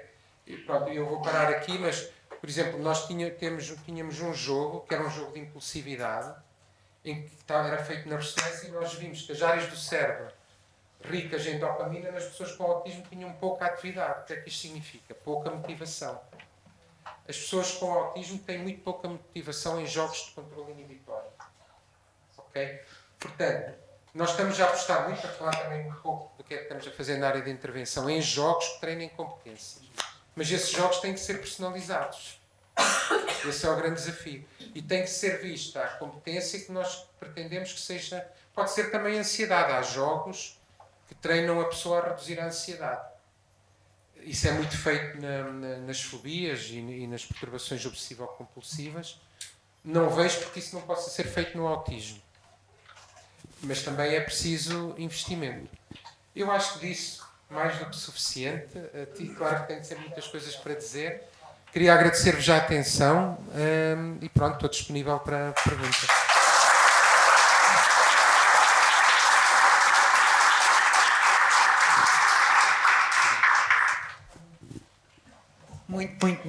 Muito obrigada. Foi mesmo bom ouvi-lo. É mesmo bom ouvi-lo. Tem uma capacidade de comunicar com uma clareza e com uma leveza e descomplica coisas complicadas para quem não é técnico, não é, que não é cientista ou médico, e por isso agradeço-lhe imenso. Eu fiquei aqui com uma questão a ocupar-me mentalmente, que tem a ver com o quê? Que tem a ver com os programas de intervenção. Nós temos naturalmente muitas entidades parceiras que desenvolvem respostas sociais e têm programas também de competência e associado, ou seja, como é que a ciência pode nos ajudar ou ajudar estas entidades no desenvolvimento de programas de competência, e associando aqui um bocadinho esta questão das tecnologias, da inteligência artificial. Eu não percebo nada de inteligência artificial, vou já dizer, por isso eu posso estar aqui a colocar uma questão fora do tempo, ou seja, eu parada no tempo e a tecnologia já lá está à frente, mas no sentido, eu tenho um bocadinho a sensação que nós já vivemos na plena inteligência artificial, ainda não está completamente visível a todos os seres humanos. Essa questão da inteligência artificial Sim. É muito interessante, que eu acho que vai ser uma revolução no caso do autismo. Começo pelo neurofeedback, porque hoje em dia é tecnicamente ainda puxado ler estes sinais em tempo real. A inteligência artificial vai tornar a leitura desses sinais muito mais rápida. E nós vivemos naquela era em que falamos de proteção de dados, privacidade mental, mas, por exemplo, eu tenho um filho com autismo, quanto mais dados tiver, sou sincero, porque ele saiu de casa, não é? Hoje em dia há muito desenvolvimento, começa a haver desenvolvimento de aplicações para monitorizar o stress, que a pessoa interage com elas se quiser. Até há um programa europeu que financia, que se chama Transnational Healthcare Solutions, e há muitas candidaturas que vão para as aplicações até como biosinais. Por exemplo, coisas tão simples, porque no caso do autismo é muito importante detectar sinais que muitas vezes não é visível. Portanto, eu acho que a inteligência artificial, nós hoje em dia ouvimos, por exemplo, no assisted living, não é? Porque as residências autónomas precisam de um monitor. Mas há muitas coisas com o assisted living. Nós chegámos a ter um projeto, infelizmente, quando terminou foram lá buscar os sensores, da chamada residência inteligente, em que havia alarmística, não é só da casa, de inundações, mas alarmística dos próprios utilizadores da casa. Portanto, eu acho que a GEPS, os sinais que vêm da GEPS, a interação que vem da GEPS e o uso que a inteligência artificial faz dessas GEPS, ajuda-nos a perceber a situação em que está aquela pessoa. Por exemplo, eu hoje em dia tenho um tracker para localizar onde anda o meu filho, não é? Mas gostava de saber mais, não é? Porque estamos a falar de pessoas que precisam de vida assistida, não é? Portanto, isto falando especificamente portanto, eu sou um adepto das tecnologias, já viram, não é? Claro que me preocupa muito a privacidade, não é? Mas nós temos que fazer um balanço entre essas coisas. Também não me preocupa sempre assim tanto, claro que pôr uma pessoa com autismo a proteger a sua própria privacidade pode não ser trivial, mas já há ferramentas para isso, não é? Pronto, este foi, se calhar vou parar aqui na resposta, mas sem dúvida que a inteligência artificial vai ajudar muito neste capítulo de assistir as pessoas com necessidades especiais. O desafio das entidades que desenvolvem respostas para as pessoas com autismo ou com outras necessidades específicas pode estar aqui haver aqui um cruzamento de interesses até no desenvolvimento depois de programas de intervenção. Eu estou a fazer a questão. Eu até estou a pensar, já, porque pronto, na Associação de Autismo de Coimbra há vários projetos de Erasmus. Pronto, e eu aqui também digo, se calhar há demasiados projetos de Erasmus por todo o lado, porque depois eles terminam na área, e não há continuidade, os chamados jogos sérios, que depois não chegam a ser validados ou depois ficam numa gaveta. Pronto, e depois já há projetos que são chamados chatbots, projetos que na verdade ajudam nesta questão da linguagem e da comunicação. Portanto, há muitas ferramentas tecnológicas que podem servir para ajudar Por um lado, a ajudar a desenvolver competências, por outro lado, a ler, a dar sinais aos cuidadores. Muito obrigada. Eu ia abrir aqui o debate à plateia ou questões que queiram colocar. Infelizmente não vamos ter capacidade para abrir a oportunidade de quem nos acompanha online fazer questões, mas aqui em sala será interessante. Não sei quem, o Dr. Adalberto, Marta.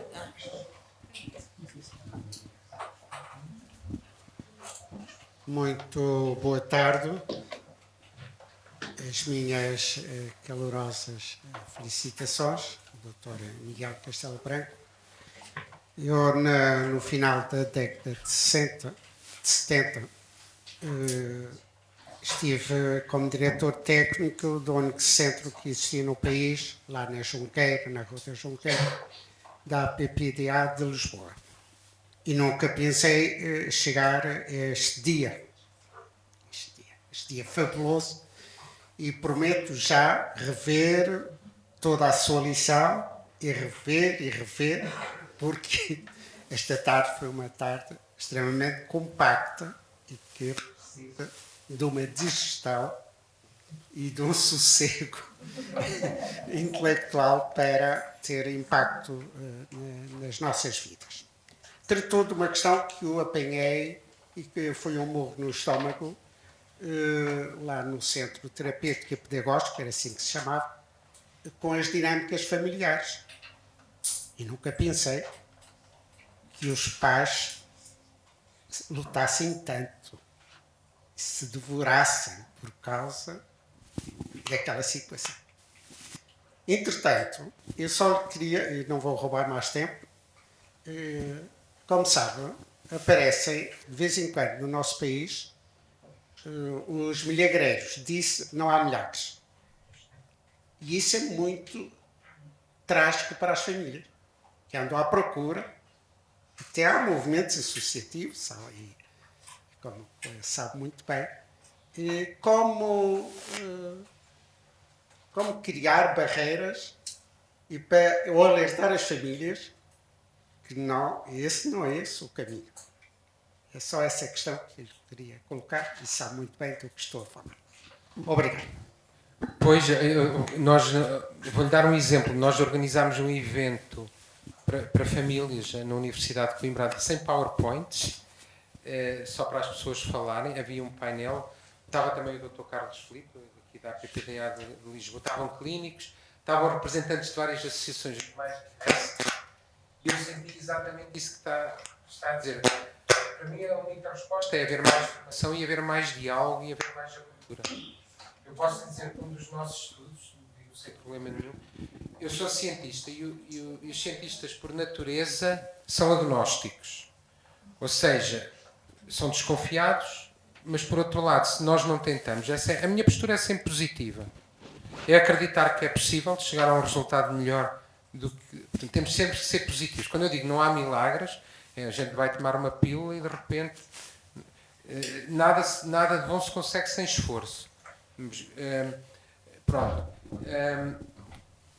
Agora, desculpa. Sobre a neuroestimulação, nós tínhamos um projeto que não estávamos a ter. Foi curioso, era um projeto de neuroestimulação, até mais centrado no déficit de atenção.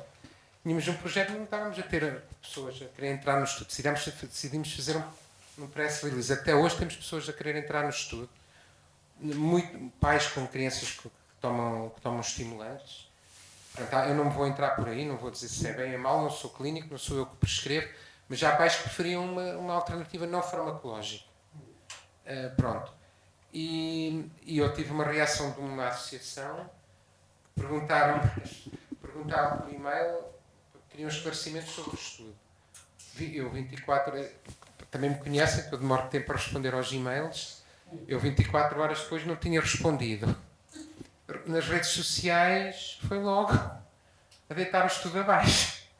E eu tive que ir, mas eu tenho que agradecer, não vou aqui mencionar, mas tenho que agradecer, porque eu fui lá, tenho um filho com autismo e estou a fazer isto pela ciência e porque há pessoas que querem respostas. Eu não sei se acredito nisto ou não, e estamos a fazer isto com ética, obviamente.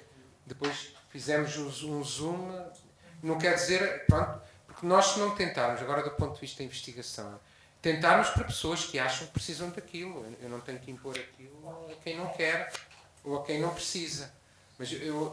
Mas com o diálogo, eu não estou aqui a criticar ninguém, porque com o diálogo houve um recuo e até, não diria um pedido de desculpas, mas um reconhecimento de abertura e de transparência.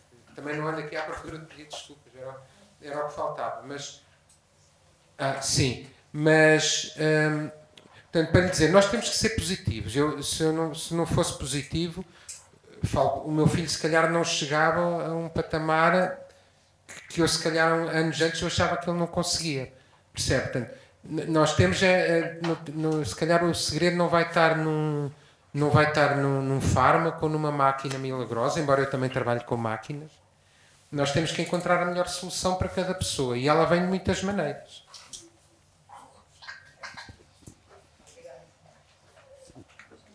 Pode levantar a mão.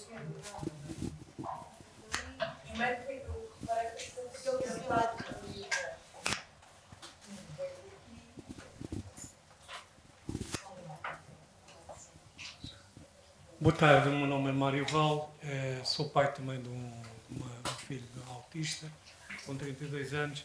O professor referiu na última intervenção o problema da perturbação obsessiva-compulsiva. A minha questão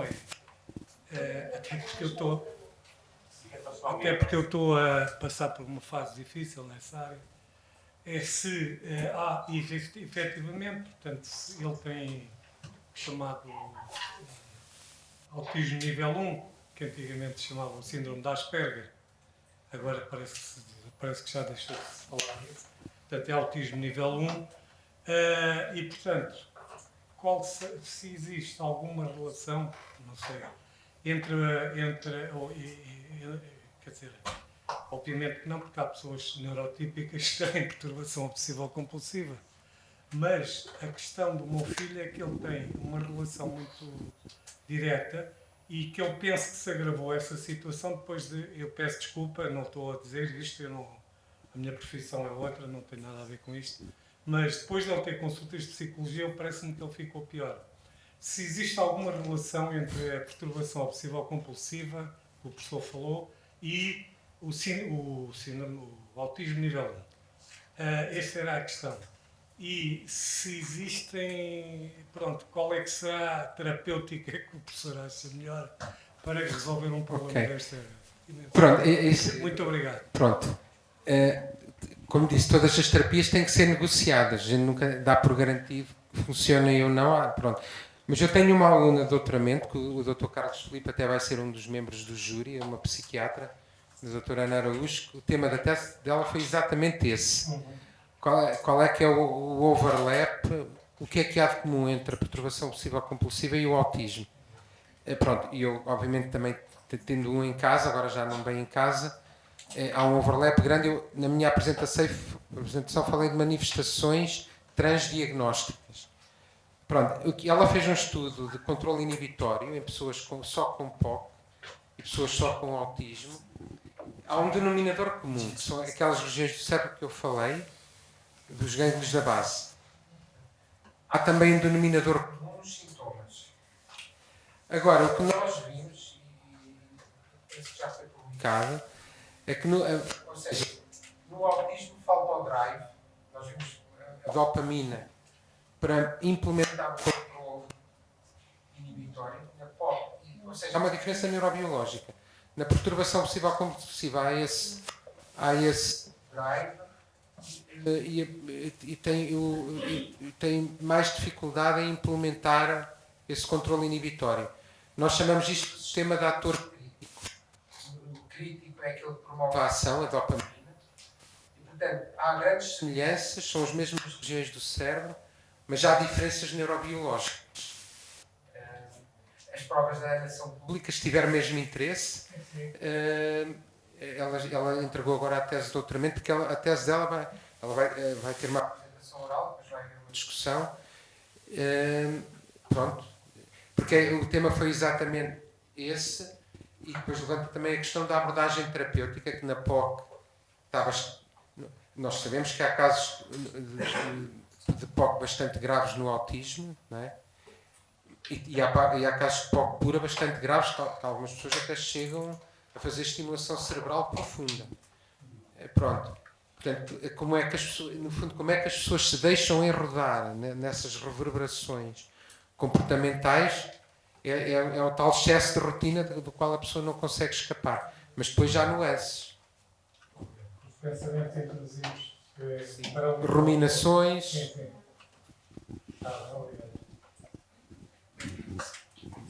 Obrigado. Pode ser. Isso normalmente está anunciado no site da Universidade de Coimbra. Que é mais fácil do que. Não quer dizer que eu não responda, mas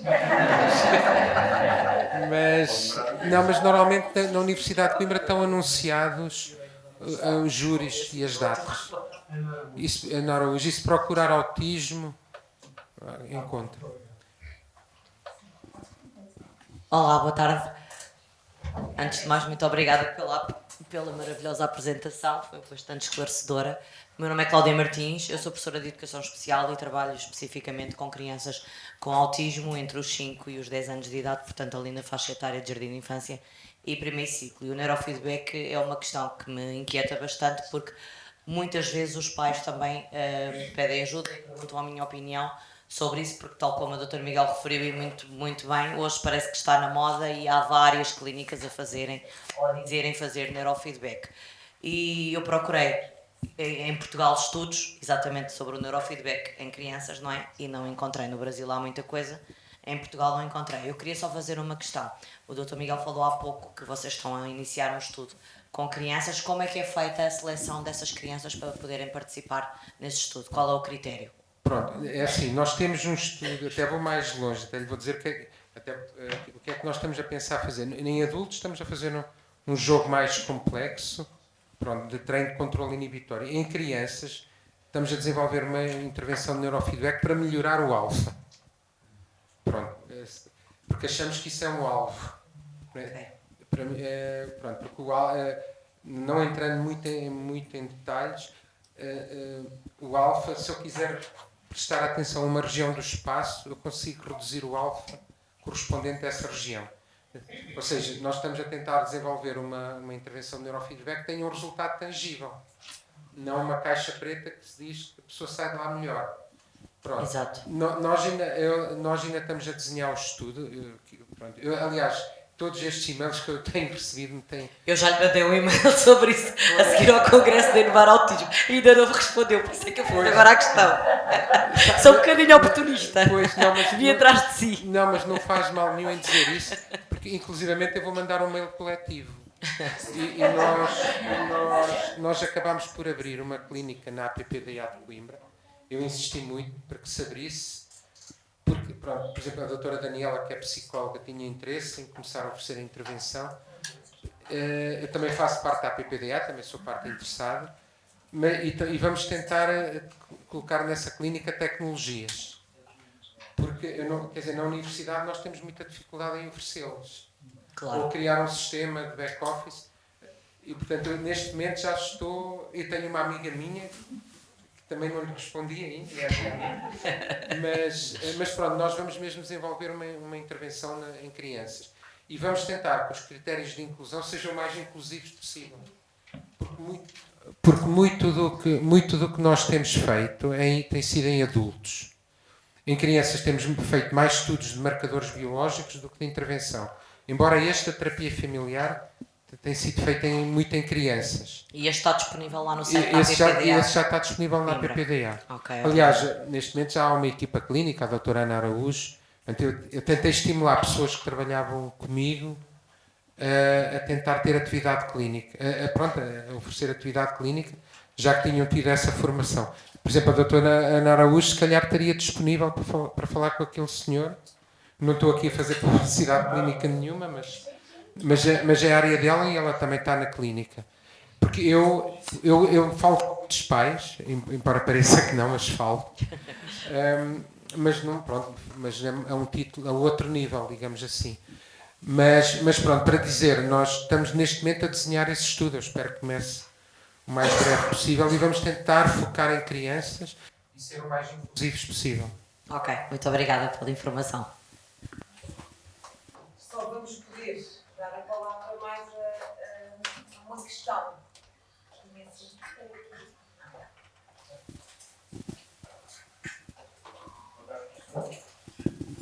Bom, ok. Boa tarde, professor. Doutor, agradeço-lhe, antes de mais, ter vindo cá o nosso INR, mas tenho aqui uma questão no que diz respeito àquilo que falou do mascaramento. O mascaramento pode ser considerado voluntário, ou seja, se é a própria pessoa, o neurodivergente, que opta por esse mascaramento, ou é imposto, ou é um mascaramento imposto por quem o rodeia. Quer isto dizer se é a pessoa que escolhe fazer esse mascaramento ou se é a família que o inibe de ter determinados comportamentos e que possam eventualmente atrasar, por exemplo, um diagnóstico. Eu diria que a resposta é sim às duas coisas. Há pessoas que se mascaram para se defenderem na escola, pretendem parecer o mais neurotípico possível, acaba por ser imposto, mas as pessoas preferem mascarar a serem consideradas diferentes. Mas é de caso para caso. Depois há pessoas que sentem pressão social e familiar para ter um comportamento mais normativo. Pronto. Eu diria que é sim para as duas. E normalmente, como isto começa muito cedo, embora o diagnóstico possa ser muito tardio, a pessoa não tem a clarividência. Não é? As pessoas sentem que são diferentes e se baixa-lhes, quer a gente queira, quer não, nós somos tribais, baixa a autoestima. E, portanto, eu diria que é em parte a própria pessoa que, para se defender, tenta parecer neurotípica, mas, por outro lado, também há a pressão social. Pelo menos dos testemunhos que eu tenho ouvido, são as duas coisas. Em maior ou menor proporção, mas acabam as duas por funcionar assim.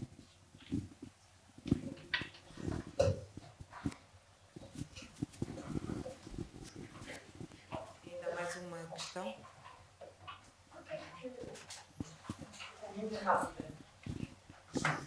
Porquê que agora há tantos adultos a ser diagnosticados?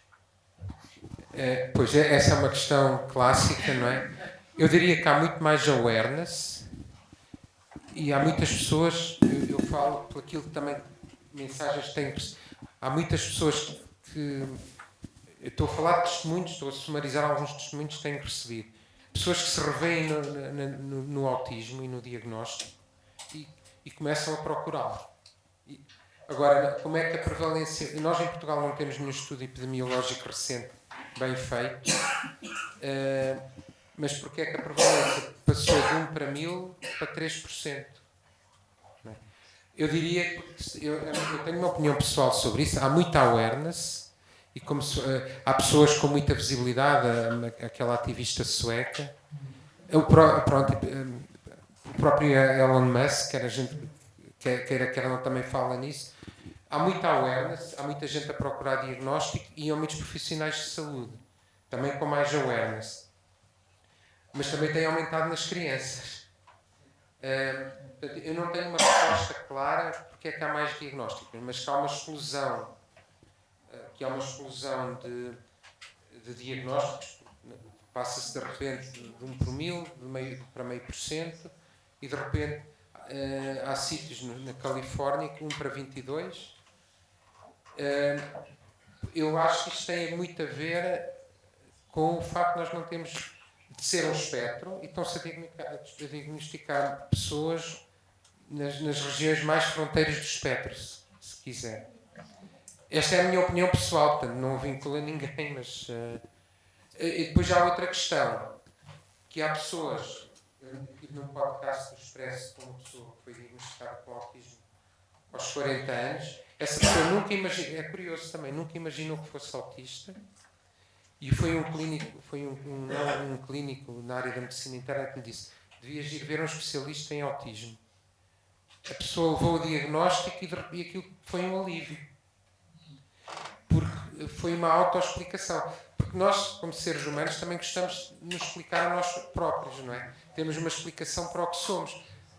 Todos nós temos a nossa autoestima, há coisas que gostamos mais ou menos em nós, e para ele foi uma explicação de todo o eu que ele é.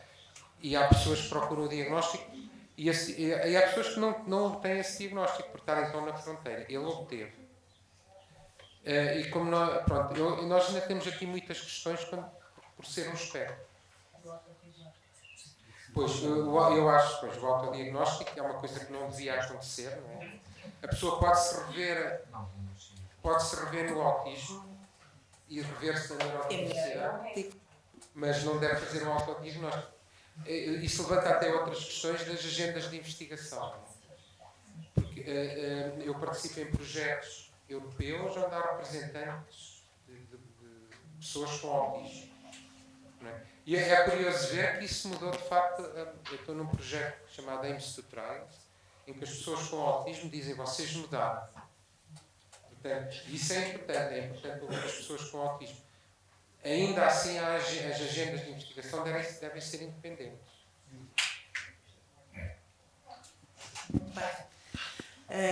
Queremos agradecer muito. Eu agradeço em nome do INR, mas eu acho que pela a cara de todos os presentes, acho que posso fazer um agradecimento coletivo, e também quem nos acompanha online. Foi mesmo uma grande generosidade. Muito obrigada.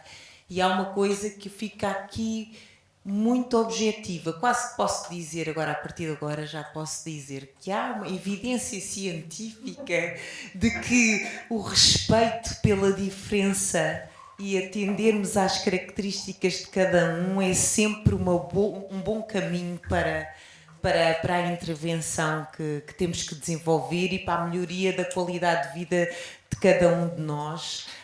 E por isso também lhe quero agradecer muito, porque agora já tenho aqui uma outra evidência, mas efetivamente fica muito marcado que, até pela questão que o colega falava sobre o mascarar, não é?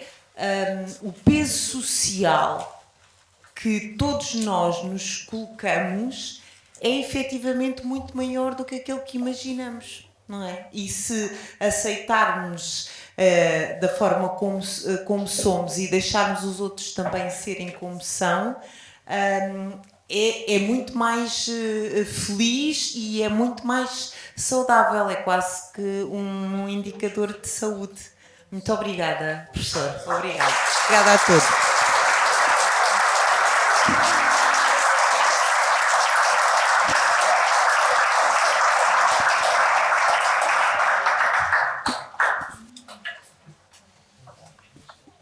Mais uma vez agradecemos a presença e um bocadinho da paciência de todos. Convidamos todos e a todas, convidamos para um posto de honra aqui no hall de entrada. Muito obrigada. Até a próxima.